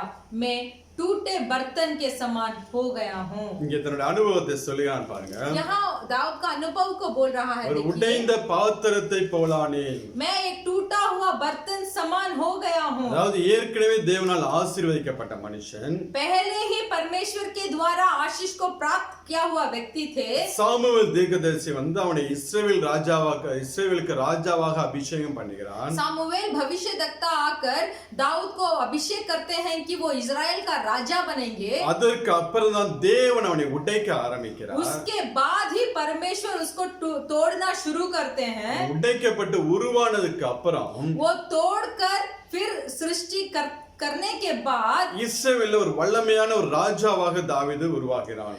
इजराइल का एक सामर्थशाली राजा बना दाऊद। இன்றைக்கு நீங்க இஸ்ரவேல போய் தாவீது ராஜாவோட பேரை சொன்னீங்கன்னா அவ்வளவு கனத்தை கொடுப்பார்கள். आज भी अगर इजराइल देश में जाकर दाऊद राजा का नाम आप लेंगे तो आपको उतना मर्यादा मिलेगा। அவ்வளவு வல்லமையான ஒரு ராஜாவாக இருந்தான். उतना सामर्थशाली राजा थे। ஆனா அவன் தன்னோட அனுபவத்தை சொல்லுது பாருங்க. फिर भी वो क्या अनुभव बोल रहे हैं உடைந்த பாத்திரத்தை போல ஆனேன். मैं एक टूटा हुआ बर्तन के समान हूँ। செத்தவனை போல எல்லாராலும் மறக்கப்பட்டேன். मृत्यु के जैसे सब लोगों के जैसे मैं भी भुला गया था। ஒரு மனிதன் மறந்ததுக்கு அப்புறம் அவனை எப்படி ஜனங்கள் மறந்து போவார்களோ, एक मनुष्य अगर मर जाता है जैसे लोग उसको भूल जाते हैं, உயிரோடு இருக்கும்போது அவனை மறந்தார்கள் என்று சொல்லுகிறான். तो वो यहाँ बोलते हैं कि मैं जीवित था तभी मनुष्य ने मुझे भूल गए। அப்படியாப்பட்ட ஒரு அனுபவத்துக்குள்ளே கடந்து तो சென்றான். इस तरीके के अनुभव के अंदर दाऊद जाते हैं। சொல்லுகிறான், நான் நெருக்கப்படுகிறேன். वो बोलते हैं कि 9வது வசனம். वो बोलते हैं कि मैं संकट में हूँ। துக்கத்தினால என் கண்ணும் என் ஆத்மாவும் என் வயிறு கூட கருகி போயிடுச்சு. मेरे आंखें वरन मेरे प्राण और शरीर सब शोक के मारे घुल जाते हैं। என் பிராணன் சஞ்சலத்தினாலும் मेरा जीवन शोक के मारे வருஷங்கள் தவிப்பினாலும் கழிந்து போயிடுச்சு. और मेरी आयु कराहते कराहते घट चली है। இங்க அடுத்து அவன் சொல்லக்கூடியது, और दूसरा वचन में என் देखिए, அக்கிரமத்தினாலே मेरा अधर्म के कारण பலம் குறைந்தது. मेरा बल जाता रहा। இந்த அக்கிரம சிந்தைகளை உடைக்கும்படியாக தான், ये अधर्म के सोच को मिटाने के लिए, அவனுக்குள் காணப்படக்கூடிய பாவ சுபாவங்களை உடைக்கும்படியாக தான் दाऊद के अंदर जितने भी पाप के स्वभाव थे उसको तोड़ने के लिए அவனை அந்த பாதையில தேவன் நடத்த ஆரம்பிக்கிறார். परमेश्वर यीशु मसीह इस राह पर दाऊद को अगुवाई करते हैं। உடைந்த பாத்திரத்தை போலானேன். एक टूटे हुए बर्तन के समान हुआ। எந்த அளவுக்கு தாவீது ராஜா வல்லமையாக அவன் இருந்தானோ, जितना सामर्थशाली में दाऊद राजा थे அந்த அளவுக்கு அவன் உடைக்கப்பட்டான். उतना तक वो तोड़े भी गए। இன்றைக்கு நம்மளோட வாழ்க்கையில தான் நடக்குது. तो हमारे जीवन में आज भी यही हो रहा है।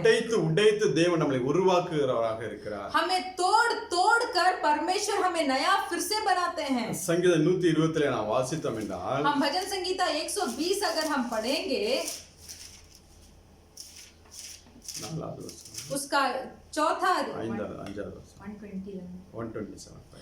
127 भजन संगीता का उसका 5वां वचन, क्या ही धन्य है वह पुरुष जिसने अपने तक्रश को उनसे भर लिया हो। वह फाटक के पास शत्रुओं से बात करते संकोच ना करेगा। आमीन। இங்கே வாழ வயதின் குமாரர், यहाँ जो पुरुष है பலவான் கையில் ஒரு அம்புக்கு ஒப்பாக இருக்கிறார்கள். वो बलवंत किया हुआ एक व्यक्ति के हाथ में तीर के समान है। ஒரு அம்பு உருவாகுவதற்கு एक तीर को होना है, एक तीर को बनाना है तो அந்த கொல்லன் அந்த இரும்பு எடுத்து கையில எடுத்து वो व्यक्ति वो लोहे को अपने हाथ में அது लेकर நெருப்புல போட்டு நல்லா சூடு பண்ணுவார். वो लोहे को आग में जलाकर बहुत उसको गर्म करेगा।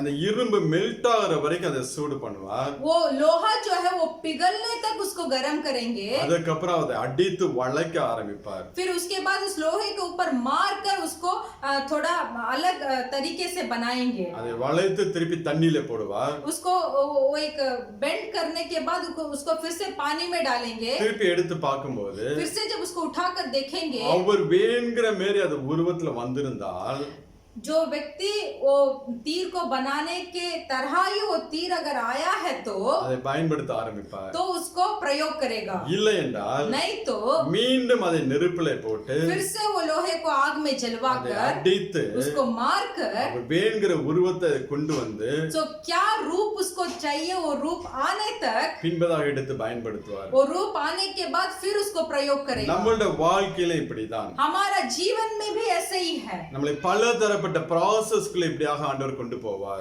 बहुत सारे नियमों के अंदर हमें लेके जाएंगे। ஒரே உபத்திரவத்துல நம்ம எல்லா காரியங்களையும் விட்டு வெளில வர மாட்டோம். एक ही उपद्रव में हम हमारे सारे कामों को छोड़कर हम बाहर नहीं आ सकते। ஒவ்வொரு காரியங்களாக தான் தேவன் உடைக்க ஆரம்பிப்பார். एक ही काम के बाद ही परमेश्वर हमें तोड़ेंगे। நம்மளோட சுயத்தை உடைக்க ஆரம்பிப்பார். हमारा स्वयं को तोड़ेंगे। நம்மளோட சுபாவத்தை உடைக்க ஆரம்பிப்பார். हमारा स्वभाव को तोड़ेंगे। இந்த உலகத்தை ஈர்க்கக்கூடிய காரியங்களை நம்மளிருந்து உடைக்க ஆரம்பிப்பார். जो संसारिक अभिलाषाओं के हम ऊपर हमारे आंख जो जाती है उसके ऊपर उसके बारे में परमेश्वर हमें टुटाएंगे। இது ஒவ்வொரு காரியங்களுக்கும் ஒவ்வொரு பாதைகளை தேவன் நம்மளை நடத்தி கொண்டு போவார். ऐसे एक एक कार्य में एक एक राह में परमेश्वर हमें अगुवाई करेंगे। இப்போ 4-5 வியாதி நம்மளோட சரீரத்துல இருந்துச்சுன்னா अगर 3-4 रोग हमारे शरीर में है நம்ம तो டாக்டர்கிட்ட போய் हम डॉक्टर के पास जाते हैं। எல்லாத்தையும் நாம் சொன்னோம் என்றால் हम सबको बताएंगे அவர் ஒவ்வொரு வியாதிக்கு தான் ட்ரீட்மெண்ட் ஸ்டார்ட் பண்ணுவார். तो एक एक रोग के लिए ही वो ट्रीटमेंट देते हैं। அவர் மொத்த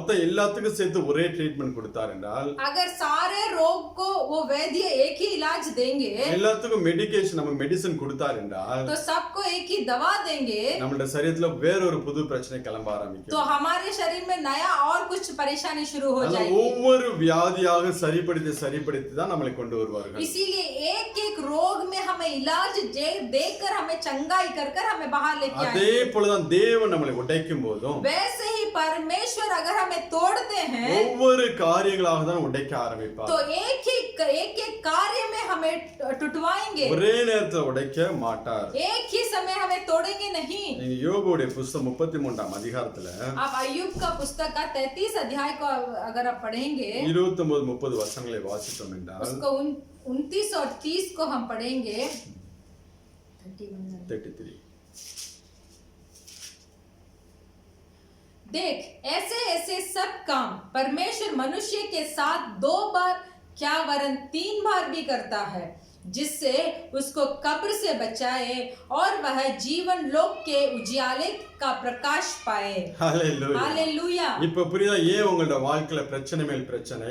इसलिए अभी मालूम हुआ आपकी जिंदगी में क्यों परेशानियों के ऊपर परेशानी। அதாவது ஜீவனுள்ளோரின் வெளிச்சத்திலே பிரகாசிப்பிக்கிறதற்கு क्योंकि जीवन लोक के उजियाले का प्रकाश पाने के लिए தேவன் எப்படி நம்மளை உருவாக்க விரும்புகிறாரோ परमेश्वर हमें कैसे सृष्टि करना चाहते हैं அந்த லெவல் வர வரைக்கும் वो लेवल आने तक நம்மளோட வாழ்க்கையில பல முறை இப்படிப்பட்ட காரியங்களை செய்கிறவராக இருக்கிறார். तो हमारे जीवन में बहुत बार ऐसे काम को करते हैं। பல ப்ராசஸ்க்குள்ள பல உடைக்கப்பட்ட அனுபவத்துக்குள்ள கொண்டு போய் ऐसे टूटे हुए बहुत सारे अनुभव के अंदर हमें लेकर நம்மளை ஆசீர்வதித்து हमें आशीष कर பெருக பண்ணுகிறவராக இருக்கிறார். हमें बहुतायत करने वाले परमेश्वर हैं। எந்த அளவுக்கு உடைக்கப்படுகிறோமோ तो कितना तक हम टूटते हैं அந்த அளவுக்கு தேவன் நம்மளை பழுகி பெருக பண்ண போகிறார். उतना तक परमेश्वर हमें फला फुला कर बड़ा करेंगे। அதாவது எப்பொழுதும் சோதனைகள்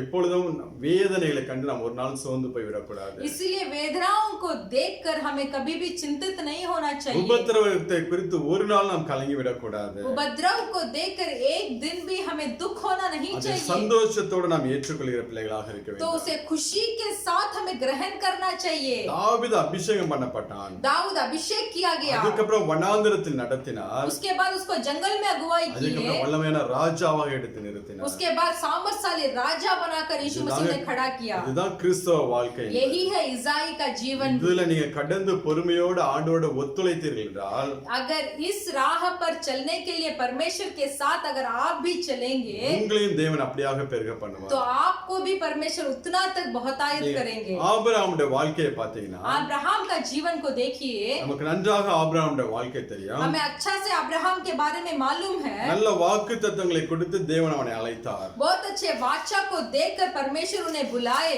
வாசிக்கலாம் ஆதியாகமம் 12ஆம் அதிகாரம். हम पढ़ेंगे उत्पत्ति का पुस्तक उसका 12 अध्याय 2-3 वचनங்களை வாசிக்கலாம். उसका 2 और 3 हम पढ़ेंगे।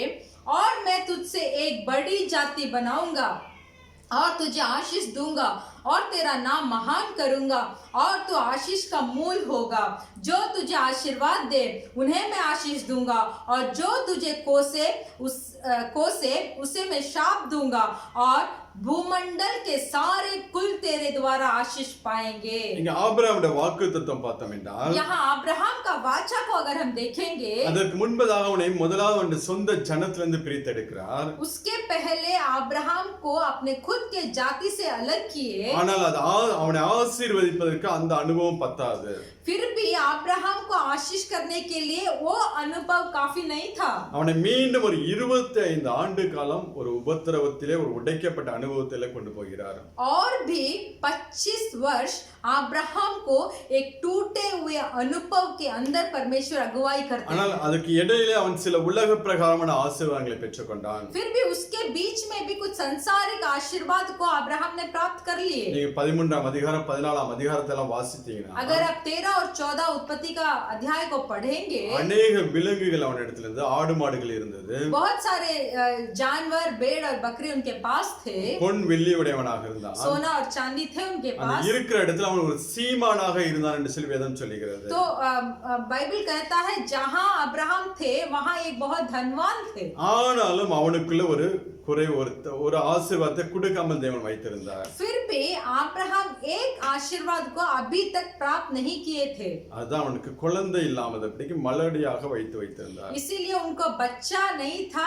ऐसे जीवन में परमेश्वर उन्हें रखे थे। அதாவது தன் மகனை ऐसा है कि अपने खुद का बेटा को பலிபீடத்தில் வைக்கிற அளவுக்கு, वेदी में रखने तक, அவனை உருவாக்குற அளவுக்கு உருவாகிற வரைக்கும் தேவன் அவனை உடைத்தார். तो उस वेदी में रखने उस स्थिति तक परमेश्वर उसको सृष्टि करते हैं। அது தனக்கென்று அல்லாதபடிக்கு, ऐसे खुद के लिए नहीं, தேவனுக்கென்று परमेश्वर के लिए எல்லாவற்றையும் கொடுக்கக்கூடிய அந்த மெச்சூரிட்டி வர வரைக்கும் सबको, जो उसके अंदर जितना भी, उसके पास जितना भी था वो सबको परमेश्वर को देने तक, அந்த மெச்சூரிட்டி வர வரைக்கும், वो एक पुरुषत्व उसके अंदर आने तक, அது வரைக்கும் அவனை உடைக்கிறார். उतने तक परमेश्वर अब्राहम को तोड़ते हैं। 25 வருடம் அவன் அந்த குழந்தைக்காக காத்திருக்கிறார். 25 वर्ष अब्राहम एक बच्चे के लिए इंतजार कर रहे அவர் थे। வாய் விட்டு கேட்க ஆரம்பிப்பார். वो मुंह खोलकर वो पूछने लगेंगे। நீங்க ஆதியாகமம் 15ஆம் அதிகாரம் 2வது வசனத்தை வாசிக்கலாம். उत्पत्ति का पुस्तक उसका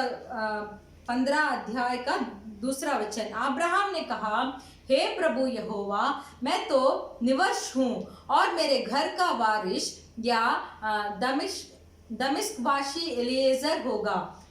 तू मुझे क्या देगा? இங்க ஆபிரகாமுக்கு अनेक ஆசீர்வாதங்கள் இருந்தா கூட, यहाँ अब्राहम के पास बहुत आशीष तो है, அவன் ஆண்டவரை பார்த்து கேட்கிறான், எனக்கு என்ன தருவீர் என்று சொல்லி கேட்கிறான். फिर भी अब्राहम ने यहोवा को देखकर पूछा कि आप प्रभु यहोवा आप मुझे क्या देंगे? அவன் பிள்ளை இல்லாதவனாக இருந்தான் என்று சொல்லி வேதம் சொல்லுகிறது. पवित्र शास्त्र बताता है कि वो निवश था। அப்ப எந்த காரியத்தை வைத்து உடைக்க முடியுமோ, तो कौन सा कार्य को लेकर एक को टूटा सकते हैं, அதை வைத்து தான் தேவன் நம்மை உடைப்பார். उसी को रखकर परमेश्वर एक व्यक्ति को तोड़ते हैं। இங்க ஆபிரகாமை உடைப்பதற்கு தேவன் வைத்த டூல் அவனுக்கு குழந்தை இல்லாதது.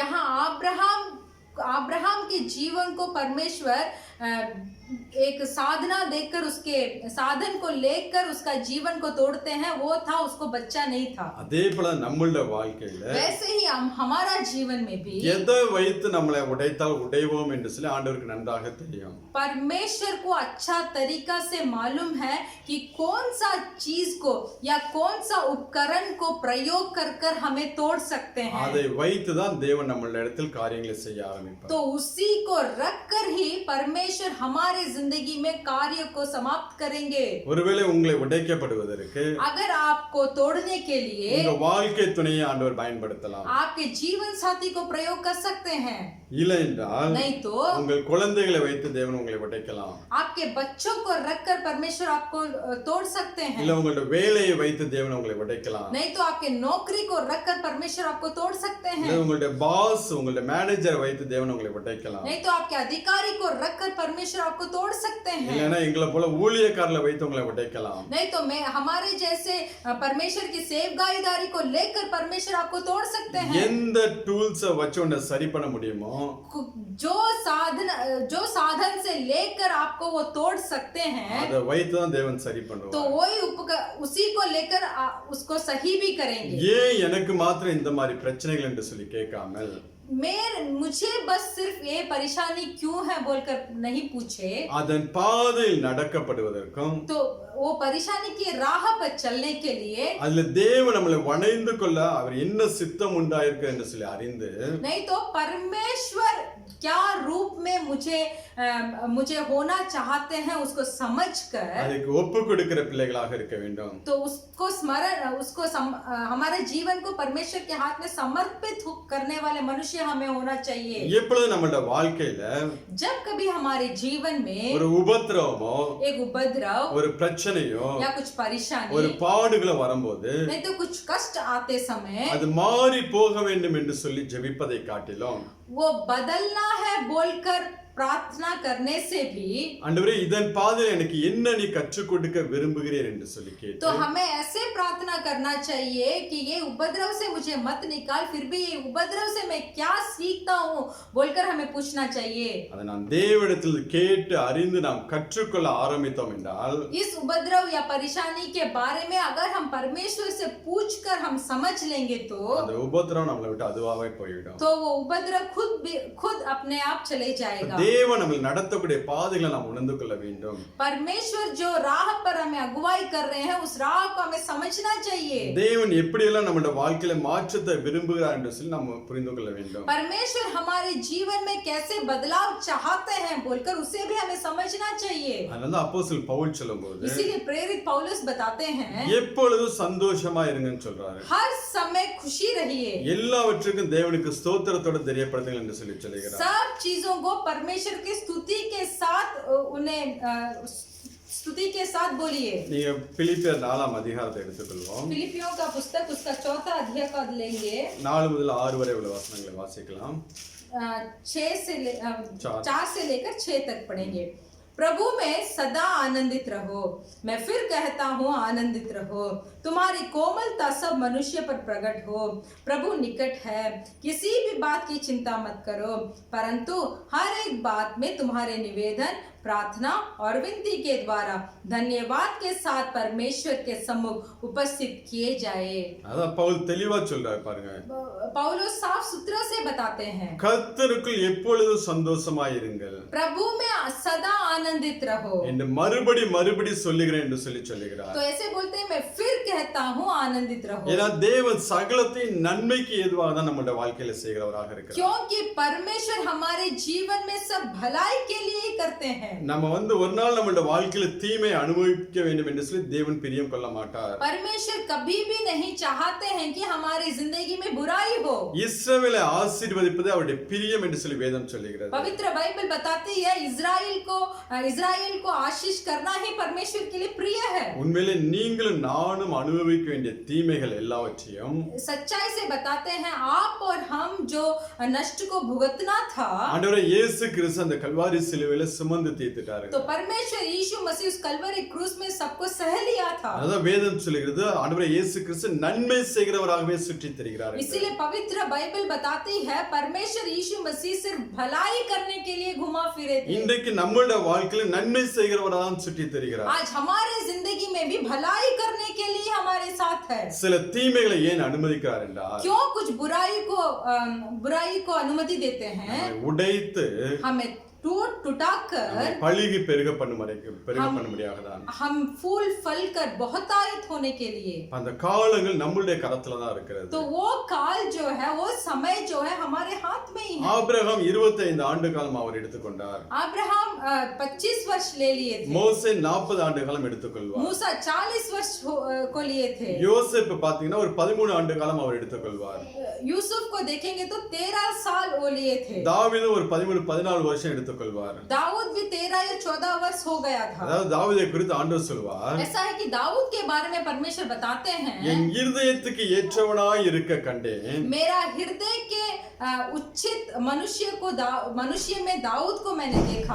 சித்தமானவை எல்லாம் அவன் செய்வான் என்று சொல்லி ஆண்டவர் சாட்சி तो கொடுக்கிறார். परमेश्वर दाऊद के बारे में ऐसे गवाही देते हैं कि जो मेरा सिद्ध है वो दाऊद करेगा। அந்த வார்த்தை ஆண்டவரிடத்து வாங்குவதற்கு தான் தாவீது ஒரு உடைக்கப்பட்ட அனுபவத்துக்குள்ளே கடந்து போகிறான். तो यही शब्द परमेश्वर के मुंह से सुनने के लिए दाऊद इतने टूटे हुए अनुभव के अंदर जाते हैं। நம்மளுடைய வாழ்க்கையில் இருக்கிற உபத்திரவங்கள், तो हमारे जीवन में जो उपद्रव है, பாடுகள் எல்லாம் जितना भी कष्ट है, தேவன் நம்மளை ஆசீர்வதித்து பெருக பண்ணுவதற்கு, तो परमेश्वर हमें आशीष कर कर बहुतायत करने के लिए, தேவன் நடத்தக்கூடிய பாதைக்கு நீங்கள் அவரோடு ஒத்துழைக்க வேண்டும். तो परमेश्वर जो राह पे आपको अगुवाई करते हैं और उस राह पे परमेश्वर का साथ दीजिए। முறுமுறுக்க கூடாது, बड़बड़ाइए मत, உங்களுடைய ஜெப வாழ்க்கையை குறைத்து விடக்கூடாது, आपके प्रार्थना का जीवन को आप कुचल मत डालिए, உங்களுடைய வேத வாசிப்பை குறைத்து விடக்கூடாது, आपका जो बाइबल पढ़ने का समय है उसको कम मत कीजिए। எப்போதும் போல நீங்கள் செய்து கொண்டே இருக்க வேண்டும். जैसे आप पहले करते थे परमेश्वर के अंदर, वैसे ही करते रहिए। சோர்ந்து போகாமல்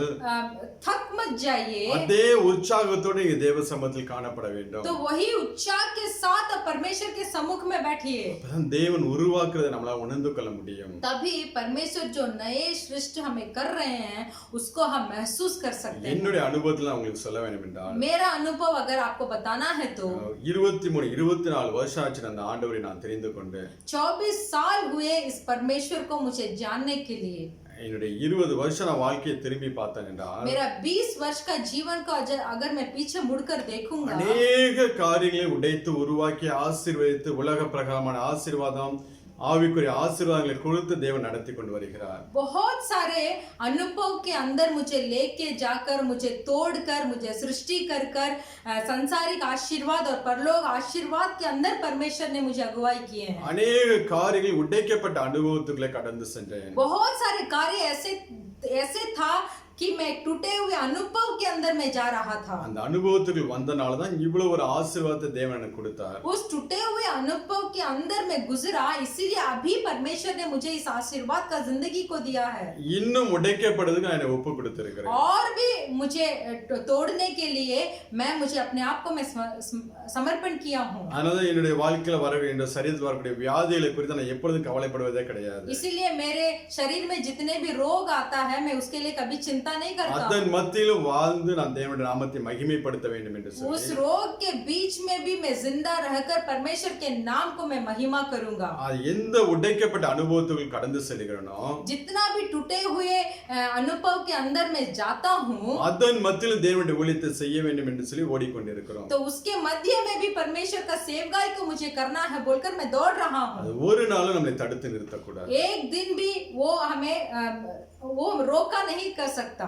உடைக்கப்பட்டதுக்கு அப்புறம் टूटने के बाद தேவன் நம்மளை பெருக பண்ணுவார். परमेश्वर हमें बहुतायत करते हैं। நம்ம மைண்ட்ல அதுதான் இருக்கணும். तो हमारे सोच में वही रहना चाहिए। நம்மளுடைய ஃபோக்கஸ் ஆண்டவருடைய ஆசீர்வாதத்தை குறித்து இருக்க வேண்டும். हमारा निशाना परमेश्वर के आशीर्वाद की ओर होना चाहिए। நடத்தக்கூடிய பாதைகள் மேல் நாம் கவனத்தை வைத்து விடக்கூடாது. जो राह पे परमेश्वर हमें अगुवाई कर रहे हैं, उस राह के ऊपर हमें बहुत ध्यान नहीं करना चाहिए। தேவன் கொண்டு போய் சேர்க்க விரும்புகிற இடத்தை நோக்கி நாம் ஓடுகிற பிள்ளைகளாக இருக்க வேண்டும். परमेश्वर जो राह पे हमें लेके जाकर पहुंचाते हैं, उस राह पे ही हमारा निशाना होना चाहिए। ஒருவேளை உங்களுக்கு உடைக்கப்படுவது உங்களுடைய சரீரத்தின் வியாதியாக கூட இருக்கலாம். अगर आपको आपकी शरीर के रोग ही आपको तोड़ती है, ஒப்பு கொடுங்க. तो समर्पण कीजिए। ஆண்டவருடைய கரத்துல உருவாகப்படுறதுக்கு ஒப்பு கொடுங்க. परमेश्वर के हाथों में एक नया सृष्टि होने के लिए आपको समर्पण कीजिए। உங்களுடைய சுபாவத்தை விட்டு வெளியே வர பிரயாசப்படுங்க. आपके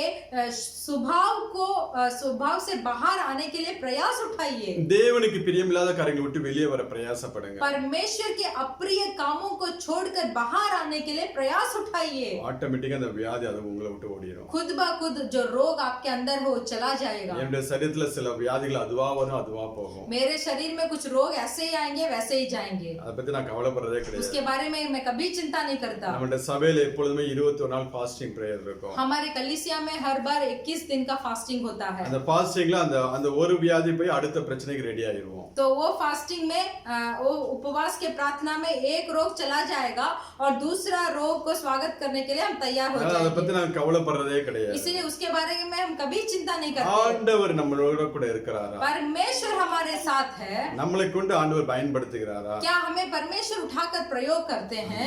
தான் நம்மளோட மைண்ட்ல இருக்கும். सिर्फ हमारा सोच और समझ में वही रहना चाहिए। பிரச்சனை பாடுகளை குறித்து ஒரு நாளும் கலங்கவே கூடாது. परेशानी और कष्ट को लेकर एक दिन भी दुख मत हो जाइए। நீ மோசேயோட வாழ்க்கையை பார்த்தீங்கன்னா आप मूसा की जिंदगी को देखेंगे। மோசேயோட வாழ்க்கை மொத்தம் 120 வருஷம். मूसा का जीवन पूरा 120। உபாகமம் 34 அதிகாரம் 7வது வசனத்துல வாசித்தோம் என்றால் व्यवस्था विवरण का पुस्तक उसका 34 अध्याय, व्यवस्था विवरण का पुस्तक 34 अध्याय उसका 7वां वचन हम पढ़ेंगे। मूसा अपनी मृत्यु के समय 120 वर्ष का था, परंतु ना तो उसकी आंखें गूंगली पड़ी और ना उसका पौरुष घटा था। Hallelujah hallelujah. 120 வயசு வரைக்கும் 120 वर्ष तक அவன் கண் இருளடையவில்லை. उसकी आंखें गूंगली ना पड़ी, அவன் பலன் குறையவில்லை. उसका बल भी घटी नहीं। மோசேயோட வாழ்க்கை 3 பார்ட்டா பிரிக்கலாம். मूसा का जिंदगी को 3 भाग कर सकते हैं। முதல் 40 வருஷம் அரண்மனை வாழ்க்கை. पहला 40 वर्ष वो राजा के पास था। ராஜபோக வாழ்க்கை அவனுக்கு. राजा का जिंदगी था उसका जिंदगी। அடுத்த 40 வருஷம் दूसरा 40 वर्ष வனாந்தரமான வாழ்க்கை. एक जंगल का जीवन था। அடுத்த 40 வருஷம் तीसरा 40 वर्ष தேவன் அவனை கொண்டு பயங்கரமான காரியங்களை செய்த ஆண்டுகள். परमेश्वर मूसा को लेकर भयंकर काम किया हुआ वर्ष था। அப்ப இந்த 3 பார்ட்ட மோசேயோட வாழ்க்கையை நான் பார்த்தோம் என்றால் तो ये 3 भाग मूसा के जिंदगी में हम देखेंगे तो அப்போஸ்தலர் 7ஆம் அதிகாரத்துல 20 லிருந்து 23 வரை உள்ள வசனங்களை வாசிக்கலாம். प्रेरितों का पुस्तक उसका 7वां अध्याय 21 से लेकर 23 तक हम पढ़ेंगे। 20 से लेकर 23 तक पढ़ेंगे। उस समय मूसा उत्पन्न हुआ, वह परमेश्वर की दृष्टि में बहुत ही सुंदर था। वह 3 महीने तक अपने पिता के घर में पाला गया। जब फेंक दिया गया तो फिरौन की बेटी ने उसे उठा लिया और अपना पुत्र करके पाला।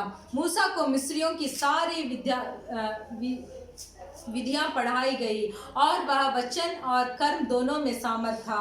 जब वह 40 वर्ष का हुआ तो उसके मन में आया कि मैं अपने इजरायली भाइयों से भेंट करूं। அந்த மோசே பிறந்த காலத்திலே जब मूसा जन्म हुआ, அந்த இஸ்ரவேல் ஜனங்களை பிறக்கக்கூடிய ஆண் பிள்ளைகள் எல்லாம் அந்த எகிப்தியர் கொன்று போட்டு கொண்டிருந்தார்கள். तो उस समय मिस्र देश के लोग क्या करते थे, इजराइल लोगों को जितना भी पुरुष पैदा होते थे उनको सब ஆண் பிள்ளைகள் बेटा जो पैदा होते थे उनको मारा जाता था। तो மோசே 3 மாத காலம் அவனுடைய தாயார் வீட்டுக்குள்ளே மறைத்து வைத்திருந்தார்கள். इसीलिए मूसा के माँ ने उसे 3 महीने घर के अंदर उसको छुपा कर रखा। அதுக்கப்புறம் அவனை மறைத்து வைக்க முடியவில்லை. उसके बाद उसको छिपा कर नहीं रख सकती। அவனை ஒரு கூடையில வைத்து ஆற்றிலே விடுகிறார்கள். तो उसे फेंका दिया गया एक नाल में। அந்த பார்வோனுடைய குமாரத்தியுடைய கைக்கு அவன் கிடைக்கிறான். तो वो फिरौन की बेटी के हाथ में मूसा मिलते हैं। அங்கே அந்த அரண்மனையில 40 ஆண்டு காலம் ஆண்டுகளெல்லாம் அவன் வாழ்கிறான். तो वो उस राज्य में 40 वर्ष वो पाला पोसा गए. அவன் எல்லா காரியத்திலும் நல்ல ட்ரெயின் அப் ஆகிறான். तो सारी विधियों में बहुत अच्छा सामर्थ हो गया था. நல்ல படித்தவனாக காணப்படுகிறான். अच्छा पढ़ाई किया था. சகல சாஸ்திரங்களையும் கற்பிக்கப்பட்டவனாக காணப்படுகிறான். और वचन और कर्म दोनों में सामर्थ था. அந்த 40 ஆண்டுகள் அவன் உருவாக்கப்படுகிறான் அரண்மனையில. तो उस राजा के घर में 40 वर्ष वो बड़ा किया गया. அதுக்கப்புறம் தன்னுடைய சகோதரன் தன்னுடைய சொந்த ஜனங்களை ரட்சிக்க வேண்டும் என்று சொல்லி பிரயாசப்பட ஆரம்பிக்கிறான். इसीलिए जब वह 40 वर्ष का हुआ तो उसके मन में आया कि मैं अपने इजराइल भाइयों से भेंट करूं. 25வது வசனத்தை வாசிக்கலாம். 25वां वचन. उसने सोचा कि उसके भाई समझेंगे कि परमेश्वर उसके हाथों से उनका उद्धार करेगा, परंतु उसने ना समझा. அங்கே மோசே சொல்லுகிறார், वहां मूसा बोले, என்னுடைய கையில தன்னுடைய சகோதரருக்கு தேவன் ரட்சிப்பை கொடுப்பார் என்று சொல்லி. तो वो ऐसे बोलते हैं मेरे हाथों से ही मेरा परमेश्वर मेरे भाई को छुटकारा देंगे. என்னால இந்த ஜனங்களை ரட்சிப்பை என்னால ஜனங்களை மீட்டு கொண்டு போக முடியும் என்று சொல்லி அங்க மோசே நினைக்கிறான். तो मूसा ऐसे सोचते हैं कि मेरे भाइयों को यहाँ से छुटकारा देकर मैं ले जा सकता हूँ. ஆனால் தேவன் சில ஒன்னால அது கூடாத காரியம் என்று சொல்லிதான். तो परमेश्वर बोलते हैं मूसा के पास तुझसे ये काम नहीं होगा. அங்கிருந்து மோசே பிரித்தெடுக்கிறார். तो वहां से मूसा को अलग किया. அங்கே ஒரு எகிப்தியனை கொலை செய்கிறார். वहां एक मिस्र देश का व्यक्ति को वो घायल किया. அதை பார்வோன் கேள்விப்படும்போது, तो जब उसका मृत्यु हुआ इसके बारे में फिरौन सुनते हैं. அது நிமித்தம் மோசேக்கு பிரச்சனை வரும் என்று சொல்லி तो इसके निमित्त मूसा को कुछ परेशानी होगी बोलकर அவன் மீதியான் தேசத்துல 40 ஆண்டுகாலம் அங்கே இருக்கிறான். तो मिदियान देश में वो 40 वर्ष वहां रहता था. நீங்க வாசிக்கலாம் 30வது வசனத்தை வாசிக்கலாம். आप पढ़ सकते हैं 30वां वर्ष. जब पूरे 40 वर्ष बीत गए तो एक स्वर्गदूत ने सीने पहाड़ के जंगल में उसे जलती हुई झाड़ी के ज्वाली में दर्शन दिया. मूसा को यह दर्शन देखकर आश्चर्य हुआ और जब देखने के लिए वह पास गया तो प्रभु का यह शब्द हुआ. இங்கே 40 ஆண்டு காலம் அவன் அந்த மீதியான் தேசத்திலே வனாந்தரத்திலே வாழ்ந்து கொண்டிருக்கிறான். तो यहाँ 40 वर्ष मूसा एक जंगल में थे. 40 வயதான போது ऐसा है कि 40 वर्ष होने के बाद தன் ஜனங்கள் ரட்சிக்கப்பட வேண்டும் என்று பிரயாசப்படுகிறான். अपने खुद के लोग उद्धार प्राप्त करना है बोलकर प्रयास उठाते हैं. ஒரு எகிப்தியனை கொலை செய்கிறான். एक मिस्र देश के व्यक्ति को मार डाला. அது நிமித்தம் அந்த தேசத்தை எகிப்து தேசத்தை விட்டு அவன் வெளியே போகிறான். इसके निमित्त वो मिस्र देश को छोड़कर वो बाहर गया. அதுக்கப்புறம் 40 ஆண்டு காலங்கள் அவன் வனாந்தரத்திலே வாழ்ந்து கொண்டிருக்கிறான். उसके बाद 40 वर्ष वो जंगल में ही जीवन को बिताए. ஆடுகளை மேய்த்து கொண்டு அந்த வனாந்தரத்திலே வாழ்ந்து கொண்டிருக்கிறான். ऐसे भेड़ को चरवाहा कर उस जंगल में वो अपना जीवन को बिता रहे थे. அந்த நேரத்துல தேவன் அவனை உடைத்து உருவாக்க ஆரம்பிக்கிறார். उस समय ही परमेश्वर उसको टूट कर बनाए. அதனாலதான் தேவன் அங்க அந்த முட்செடியில அவனுக்கு தரிசனமாகி इसीलिए वो जलती हुई झाड़ी में परमेश्वर ने उसको दर्शन दिया. அவனை பார்த்து நீ புறப்பட்டு எகிப்து தேசத்துக்கு போ என்று சொல்லும்போது तो उसको मूसा को देखकर परमेश्वर ने कहा तू अभी मिस्र देश को जा. மோசே சொல்வார், तब मूसा ने बोला என்னால அது முடியாது. मेरे लिए वो नहीं होगा. நான் திக்கு வாய் மந்த புத்தி உள்ளவன். तो मेरा समझ ठीक नहीं है, मेरा बुद्धि ठीक नहीं है और मैं सही तरीके से बोल भी नहीं सकता. நான் திக்கு வாய் மந்த நாவும் உள்ளவன் என்று சொல்லுகிறான். तो वो बोलता है कि मेरा जीभ ठीक नहीं है और मेरा बुद्धि भी ठीक नहीं है. என்னால முடியாத ஆண்டவரே. तो मेरे से ये नहीं होगा. நீங்க அனுப்ப சித்தமா தான் யாராவது அனுப்பிச்சீங்க, என்ன விட்டுருங்க அப்படிங்கறான். आपको भेजना था और किसी को भेजिए, मुझे छोड़ दीजिए. ஒரு காலத்துல 40 வயசா இருக்கும்போது அவன் சொன்னது, एक समय जब उसका 40 उम्र था तब वो बोला ஏன் கையினால் இந்த ஜனங்களுக்கு ரட்சிப்பு உண்டாகும் என்று சொல்லி அவன் பிரயாசப்படுகிறான். वो ऐसे प्रयास करता था कि मेरे हाथों से ही ये इन लोगों का छुटकारा मिलेगा. அந்த 40 ஆண்டுகள் கழித்து 80வது வயசுல சொல்லுகிறான், अभी वो 40 उम्र बीत गए, अभी 80 उम्र में वो बोलता है என்னால இது முடியாது. मेरे से ये काम नहीं होगा. இதுக்கு தான் அந்த 40 ஆண்டு காலம்.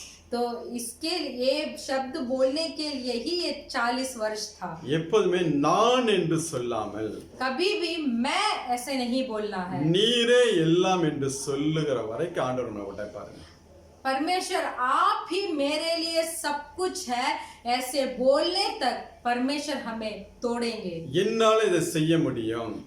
मुझसे ये काम होगा. நான் சம்பாதித்த பணம், मैं कमाया हुआ पैसा है. என்னுடைய படிப்பு, मेरा पढ़ाई, இப்படி எல்லாம் சொல்லவே கூடாது. ऐसे कभी भी नहीं बोलना है।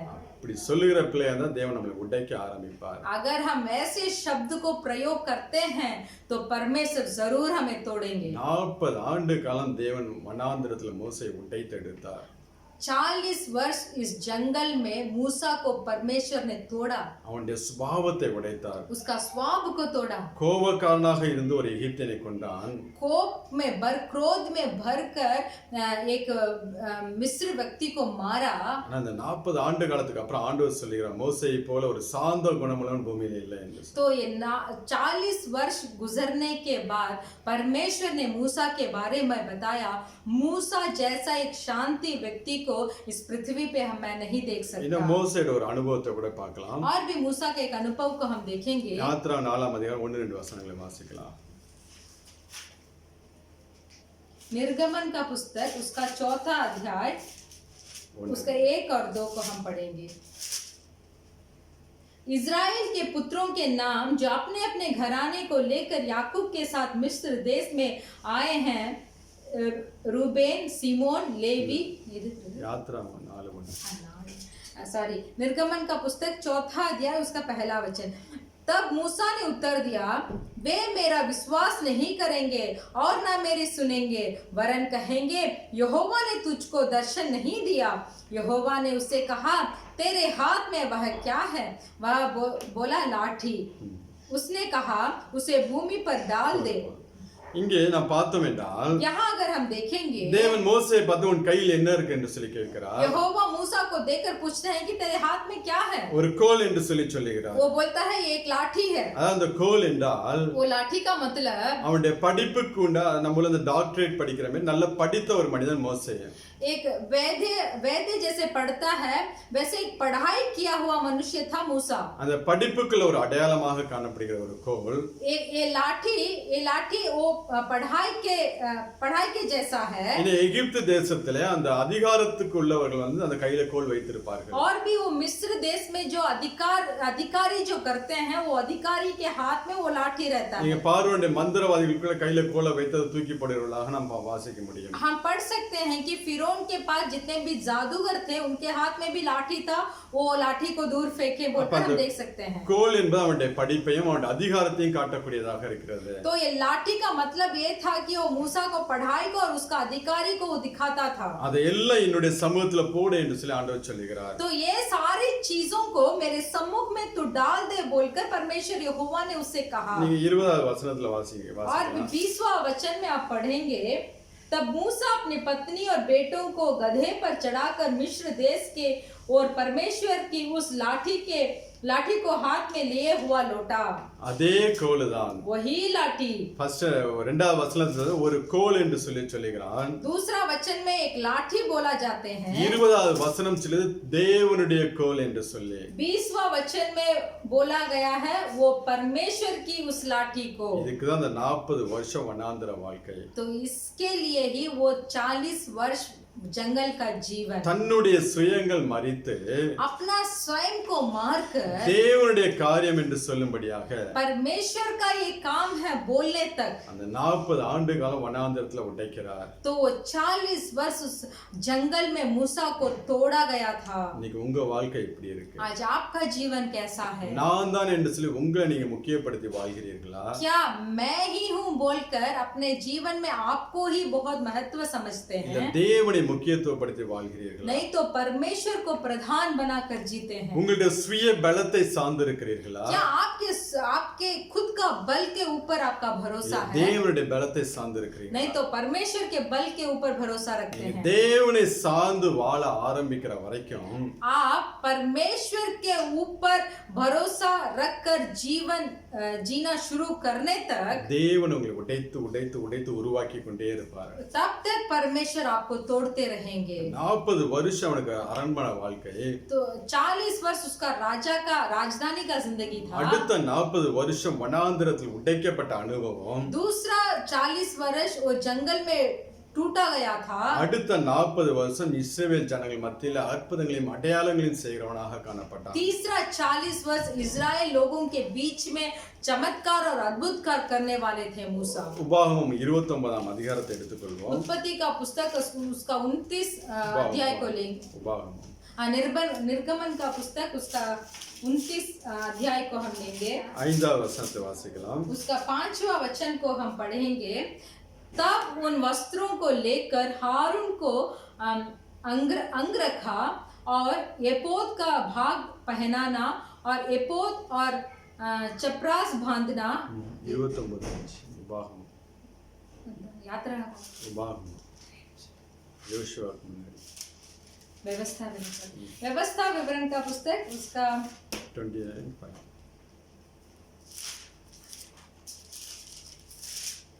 व्यवस्था विवरण का पुस्तक उसका 29 अध्याय उसका 5वां वचन। मैं तो तुमको जंगल में 40 वर्ष लिए फिरा और ना तुम्हारे तन पर वस्त्र पुराने हुए और ना तेरी जूतियां तेरे पैर में पुरानी हुई। அடுத்த 40 ஆண்டு காலங்கள் तो वो जो 40 वर्ष जो था மோசேயை வைத்து தேவன் ஜனங்களை நடத்தி கொண்டு வருகிறார். मूसा को लेकर इजराइल लोगों को परमेश्वर अगुवाई कर रहे थे। அதிலே 3வது வசனத்தை வாசிக்கலாம். उसमें 3रा वचन देखिए, वे बड़ी बड़ी परीक्षाएं और चिन्ह और बड़े बड़े चमत्कार तेरी आंखें के सामने हुए। பெரிய அடையாளங்களையும் बहुत बड़ा चिन्ह है, அற்புதங்களையும் अद्भुत काम கண்ணார கண்டீர்கள் என்று சொல்லி தேவன் சொல்கிறார். परमेश्वर बोलते हैं बहुत बड़े चिन्ह बड़े बड़े चमत्कार को आपके आंखों के सामने आपने देखा। அடையாளங்களையும் அற்புதங்களையும் தேவன் மோசேயை கொண்டு பண்ணினார். ये चिन्ह और चमत्कार काम को परमेश्वर मूसा को लेकर किया।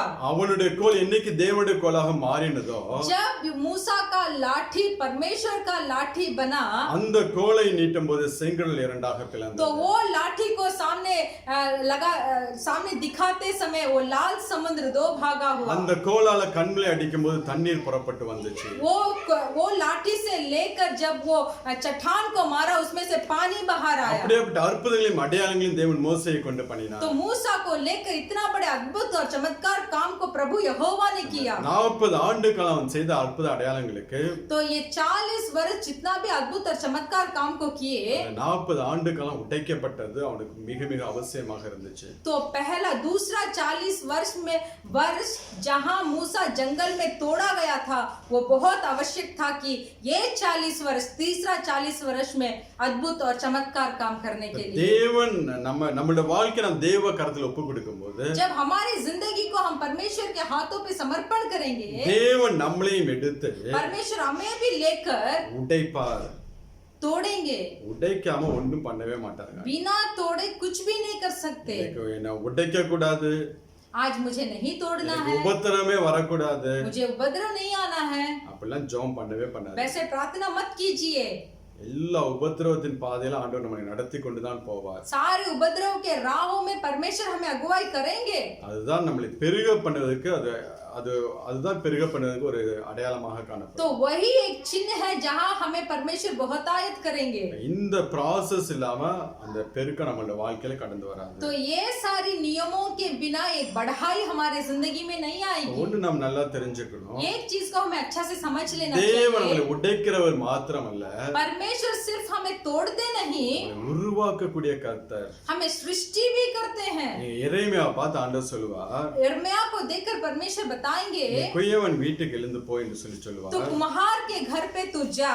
எரேமியா 18ஆம் அதிகாரத்துல यिर्मयाह का पुस्तक उसका 18 अध्याय, அங்கே குயவன் ஒரு பாத்திரத்தை வணைந்து கொண்டிருக்கும் போது वहाँ कुम्हार एक मिट्टी का बर्तन को बनाते हैं। அந்த குயவனோடு அது ஒத்து போகாமல் वो कुम्हार के साथ वो मिट्टी नहीं ऐसे उसके साथ वो नहीं होती அந்த है। களிமண் அந்த குயவனுக்கு ஒத்து போகாமல் वो मिट्टी जो है वो कुम्हार के साथ अपना हाथ नहीं दे रहा அவன் है, கையில் இருக்கும்போது அது கெட்டு போகிறதாக காணப்படுகிறது. तो कुम्हार के हाथों में ही वो मिट्टी खराब हो गया। அதனால மீண்டும் அதை வணைந்து வேற பாத்திரமாய் வணைந்து கொள்ளும்படியாக கொய்யவன் பிரயாசப்படுகிறான். इसीलिए कुम्हार और प्रयास उठाते हैं कि और उसको एक अच्छा नया रूप दे। அதே போலதான் நாம் தேவனுக்கு பிரியமாய் தேவ சித்தத்துக்கு நாம் ஒப்பு கொடுக்கவில்லை என்றால், ऐसे ही अगर परमेश्वर के प्रिय के अनुसार या तो परमेश्वर के सिद्ध को हमें अगर हम समर्पण नहीं करेंगे, தேவன் நடத்தக்கூடிய பாதையில் நாம் அவரோடு ஒத்து போகாமல் இருந்தோம் என்றால், अगर परमेश्वर के राह पे जो हमें अगुवाई कर रहे हैं उनके साथ अगर हम नहीं देंगे, கெட்டு போன ஒரு அனுபவம். तो वो एक खराब होने का एक अनुभव அதே है। நேரத்துல उसी समय எப்படி வேணா என்ன வணைந்து கொள்ளுங்க ஆண்டவரே என்று சொல்லி, अगर आप ऐसे बोलेंगे, हे परमेश्वर यहोवा जो भी रूप तू चाहता है वैसे मुझे बना बोलेंगे, அவருடைய கரத்துல ஒப்பு கொடுத்துட்டீங்கன்னா, अगर उन परमेश्वर के हाथ में आपको आप समर्पण करेंगे, நல்ல ஒரு பாத்திரமாய் உங்களை வணைந்து கொள்வார். तो एक अच्छा बर्तन आपको बनाएंगे। நீங்க சங்கீதம் 119 आप भजन संगीता 119 अध्याय 73வது வசனத்தை வாசிக்கலாம். उसका 73 वचन को हम पढ़ेंगे।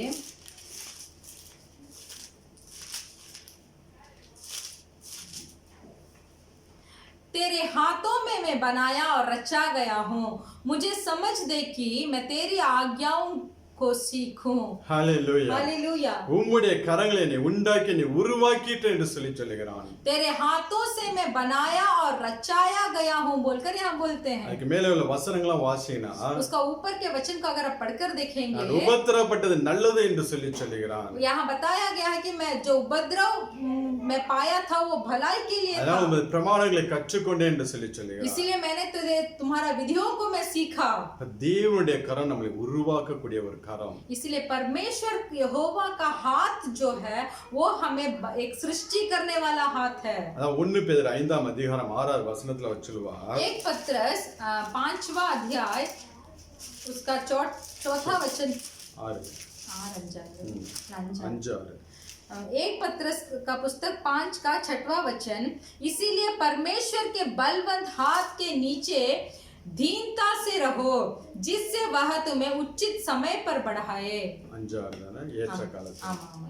இப்ப ஏற்ற காலத்து தேவன் உங்களை உயர்த்தும்படிக்கு उचित समय पर परमेश्वर आपको बढ़ाने के लिए அவருடைய பலத்த கரத்துக்குள்ள அடங்கி இருங்கள் என்று சொல்லுகிறார். परमेश्वर के बलवंत हाथ के नीचे दीनता से रहो। அந்த கரத்துக்குள்ள அடங்கி இருக்கிறது கொஞ்சம் கஷ்டம்தான். परमेश्वर के हाथ के अंदर थोड़ा दीनता से रहना थोड़ा मुश्किल है। சிலப்ப அந்த கரத்தை அப்படியே ஒடுக்க ஆரம்பிப்பார். ऐसा हो कि वो हाथ को थोड़ा बहुत छोटा करेंगे, அது கஷ்டமாக தான் இருக்கும். तब हमें थोड़ा कष्ट होगा। சிலப்ப இந்த கரத்துல வைத்து நம்மளை நல்லா தாளாட்டுவார். ऐसा फिर ये हाथ में रखकर हमें थोड़ा अच्छा सुकून से भी रखेंगे। இந்த கரத்துல வைத்து சிலப்ப நம்மளை அணைத்துக் கொள்வார். ये हाथ पे रखकर हमें अपने सीने से भी लगाएंगे। எல்லா அனுபவத்துக்குள்ளும் தேவன் நம்மளை நடத்தி கொண்டு போவார். तो सारे अनुभव के अंदर परमेश्वर हमें अगुवाई करेंगे। அவர் நம்மளை உருவாக்கும்படியாக, परमेश्वर हमें सृष्टि करने के लिए, அந்த கரத்துக்குள்ளே நாம் அடங்கி இருக்கிற பிள்ளைகளாக, तो उस हाथ के अंदर हमें दीनता से रहने के लिए என்ன உபத்திரவங்கள் வந்தாலும், जितना भी उपद्रव आए, எந்த உடைக்கப்பட்ட அனுபவத்துக்குள்ளே கடந்து போனாலும், जितना भी टूटे हुए अनुभव के अंदर हम जाए भी तो அதனால ஒரு நாளும் முறுமுறுக்காமல், उसके लिए एक भी दिन हम बड़बड़ाएंगे नहीं। எப்பொழுது கர்த்தருக்குள்ளே சந்தோஷமாய் இருந்து हर समय परमेश्वर प्रभु के अंदर आनंदित में रहकर எல்லாவற்றையும் அவருக்கு ஸ்தோத்திரத்தோடு நாம் தேவனுக்கு தெரியப்படுத்த வேண்டும். सारे चीजों को परमेश्वर की स्तुति के साथ हम निवेदन देंगे। எல்லாவற்றுக்கும் நாம் ஸ்தோத்திரிக்கிற பிள்ளைகளாக இருக்க வேண்டும். सारे चीजों के लिए हमें सिर्फ स्तुति करना चाहिए। நம்முடைய பார்வைக்கு தாங்க அது தீமையா தெரியும். हमारे नजर में ही वो बुराई लगेगा, ஆண்டவருடைய பார்வையில फिर भी परमेश्वर के नजरों में என் பிள்ளையை பழுகி பெருக பண்ணும்படியாக मेरे बच्चों को मैं फलाऊंगा फुलाऊंगा बोलकर நான் அவனை உருவாக்கி கொண்டிருக்கிறேன் என்று சொல்லி ஆண்டவர் பார்ப்பார். इसीलिए मैं मेरे मनुष्यों को मैं सृष्टि कर रहा हूँ। அதனால எப்பொழுதுமே ஆண்டவர் इसीलिए हर समय प्रभु நம்மளை ஆசீர்வதித்து, हमें आशीष कर நம்மளை உடைத்து, हमें तोड़कर நம்மளை பெருக பண்ணுவார். हमें बहुतायत करते हैं। இதுதான் ஆண்டவருடைய ஃபார்முலா. यही है परमेश्वर का नियम। இதை நாம் புரிஞ்சு கொண்டோம் என்றால் अगर इसको हम समझ लेंगे, எதை பத்தியும் கவலைப்பட வேண்டியது, किसी चीज के लिए हम चिंता नहीं करेंगे। எது நம்மளோட வாழ்க்கையில இருந்தாலும் இல்லாவிட்டாலும், जो भी चीज हमारे जीवन में है या नहीं है भी तो, லாபமோ நஷ்டமோ, लाभ है या नष्ट है, எதுவா இருந்தாலும் எதுவும் கிறிஸ்துவின் அன்பை விட்டு நம்ம பிரிக்கவே பிரிக்காது. जो भी हो परमेश्वर का प्रेम से हमें कुछ भी अलग नहीं करेगा, எல்லாவற்றையும் ஆசீர்வாதமாக தேவன் முடிய பண்ணுவார். क्योंकि सारे चीजों को परमेश्वर आशीर्वाद में बदल देंगे। அதனால எந்த காரியத்தை, எந்த உபத்திரம், பிரச்சனை, பாடுகள், போராட்டங்கள் குறித்து கவலைப்படாதீங்க. इसीलिए कोई भी कष्ट, परेशानी, दुख के ऊपर आप चिंता मत कीजिए। எப்பொழுதும் கர்த்தருக்குள்ளே சந்தோஷமாயிருங்க. हर समय परमेश्वर के अंदर खुश रहिए। எல்லாவற்றுக்காக தேவனை ஸ்தோத்திரம் பண்ணுங்க. सारे चीज के लिए परमेश्वर को स्तुति कीजिए। அது உங்களுடைய வாழ்க்கையில் ஒரு பெரிய ஆசீர்வாதத்தை கொண்டு வரும். वो आपके जीवन में एक बहुत बड़ा आशीर्वाद को लाएगा। கர்த்தர் உங்களை ஆசீர்வதிப்பார். परमेश्वर का आशीष करे। நம்ம எல்லாம் ஜெபிக்கலாம். हम सब प्रार्थना करेंगे। तू भलाई बिना कुछ करता नहीं, सब बुराई मिटाने वाले। तू भलाई बिना कुछ करता नहीं, सब बुराई मिटाने वाले। सारे पाप क्षमा करने वाले, नया जीवन मुझे देने वाले। सारे पाप क्षमा करने वाले, नया जीवन मुझे देने वाले। यीशु यीशु तू सबसे है महान। यीशु यीशु खुश रहती तुझ में ये जान, खुश रहती है तुझ में ये जान। Hallelujah hallelujah hallelujah. हाँ परमेश्वर, हम जैसे हमारे आराधना में हम बोले थे कि आप भलाई बिना कुछ भी करने वाले परमेश्वर नहीं है, आप हमारे सारे बुराइयों को भलाइयों में बदलने वाले एकांत परमेश्वर पवित्र यीशु मसीह आप ही है बोलकर हम बोलते हैं परमेश्वर। धन्यवाद धन्यवाद। हाँ परमेश्वर, हमारे जीवन में जो इतना उपद्रव है, हमारे जीवन में इतना कष्ट है, हमारे जीवन में इतना तड़प है, हम यूं ही सोच रहे थे कि मेरे जीवन में परेशानियां क्यों हैं, हम यूं ही सोच रहे थे कि इतना मेरे चारों ओर मनुष्य जो है वो अच्छे से है, वो बहुत अच्छे से अपना जीवन को बिता रहे हैं, फिर भी मेरे जीवन में क्यों ऐसा है, मेरे जीवन में क्यों इतना कष्ट आ रहा है, सिर्फ मुझे ही क्यों इतना बोझ मेरे सर के ऊपर पड़ा है परमेश्वर। ऐसे बोलकर हम कितना दिन पूछ रहे थे परमेश्वर, फिर भी आज आपने हमसे बात किया कि हमारे जीवन में कितना भी उपद्रव हो, हमारे जीवन में कितना भी कष्ट हो, हमारे जीवन में कितना भी परेशानियां हो, ये सब परमेश्वर मुझे फला फुला कर बढ़ाई करने के लिए मुझे तोड़ रहे हैं। हालेलुया। रीबा बाबा रघना शिहातुना मलर रबापा। धन्यवाद मेरे प्रिय भाई और बहनों, हम में से कितनों ने इतना प्रश्न परमेश्वर से पूछा था कि परमेश्वर मुझे क्यों, सिर्फ मुझे क्यों, मुझे ये कष्ट कर रहा क्यों। आज पवित्र आत्मा आपने हमसे बात किया कि हम खुश हैं, आप हमें तोड़ रहे हैं, हम खुश हैं परमेश्वर, आप मुझे तोड़ रहे हैं। मुझे एक जंगल का जीवन से आप एक आशीर्वाद, स्वर्गीय आशीर्वाद को प्राप्त करने के लिए ही ये सब मेरे जीवन में अनुमति हो रहा है, ये सब मेरे जीवन में आ रहा है। धन्यवाद धन्यवाद, ये परिस्थिति के लिए धन्यवाद, ये वातावरण के लिए धन्यवाद, इस हालात के लिए धन्यवाद, जो कष्ट मेरे ऊपर आई है उसके लिए धन्यवाद बोलिए, जो परेशानी मेरे अंदर आई है उसके लिए धन्यवाद, जो कष्ट आज मैं उठा रहा हूँ परमेश्वर उसके लिए धन्यवाद धन्यवाद धन्यवाद। मैं आज से इतनी सारी कष्टों के बीच में भी मैं आनंद रहूंगा, मैं हर समय खुशी रहूंगा, क्योंकि ये प्राण जो है, ये आत्मा जो है, ये सांस जो है परमेश्वर आप में ही खुशी रहती है, आप में ही खुश रह सकती है परमेश्वर। इस अच्छे वचन के लिए धन्यवाद। एक अच्छे वचन के द्वारा आपने हमें सिखा रहे हैं, शिक्षा दे देकर हमें सिखा रहे हैं, प्रेम से हमें सिखा रहे हैं। उस सिखा बनावट के लिए हम धन्यवाद बोलते हैं। आज हमारे जिंदगी को एक मिट्टी के तरह कुम्हार जैसे उसको एक अच्छा रूप देता है, वैसे मेरे जीवन को मैं आपके हाथ में मैं समर्पण करता हूँ। आप जो रूप मुझे देना चाहते हैं वो रूप मुझे दीजिए। जैसे मुझे बनाना चाहते हैं, जैसे मुझे रचना चाहते हैं, आपको मालूम है कि ये मिट्टी कैसे बर्तन बनकर आपको प्रयोग होगा, तो उस बर्तन के समान मुझे बनाइए। सब लोग मुंह खोलकर बोलिए, उस बर्तन के समान मुझे बनाइए। एक टूटे हुए अनुभव के अंदर मुझे लेके जाइए, जहां मैं शांत से मेरे सारे भरोसा को मैं आपके ऊपर रख पाऊं। परमेश्वर धन्यवाद, थैंक यू लॉर्ड, धन्यवाद धन्यवाद धन्यवाद इस अच्छे वचन को दिए हैं। परमेश्वर हम आपको धन्यवाद देते हैं। हमारे सारे कलीसिया परिवारों को जो कोई इस वचन को सुना है, उसके अंदर, उन भाई और बहन के अंदर एक जागृति प्राप्त होने के लिए हम प्रार्थना करते हैं। परमेश्वर आप हमें अगुवाई कीजिए। परमेश्वर हालेलुया। सारे परिवारों को, भाई बहन बच्चों को आपके हाथों में रखकर, जरूरतों को आपके हाथों में रखकर, उनके उद्धार को आपके हाथों में रखकर हम प्रार्थना करते हैं। आप ही हमें अगुवाई कीजिए। परमेश्वर यीशु मसीह के नाम से मांगते हैं पिता, आमीन। கர்த்தராகிய இயேசு கிறிஸ்து கிருபையும் हमारा परमेश्वर यीशु मसीह का कृपा, பிதாவாகிய தேவனுடைய और அன்பும் पिता परमेश्वर का प्रेम பரிசுத்த ஆவியானவருடைய அந்யோன்ய और ஐக்கியம் पवित्र आत्मा का सौभाग्यता இன்றும் என்றும் நாம் அனைவரோடு கூட இருப்பதாக आज और हर पल हमारे साथ होते रहे। आमीन। आमीन। Hallelujah hallelujah hallelujah hallelujah. जय मसीह। जय मसीह।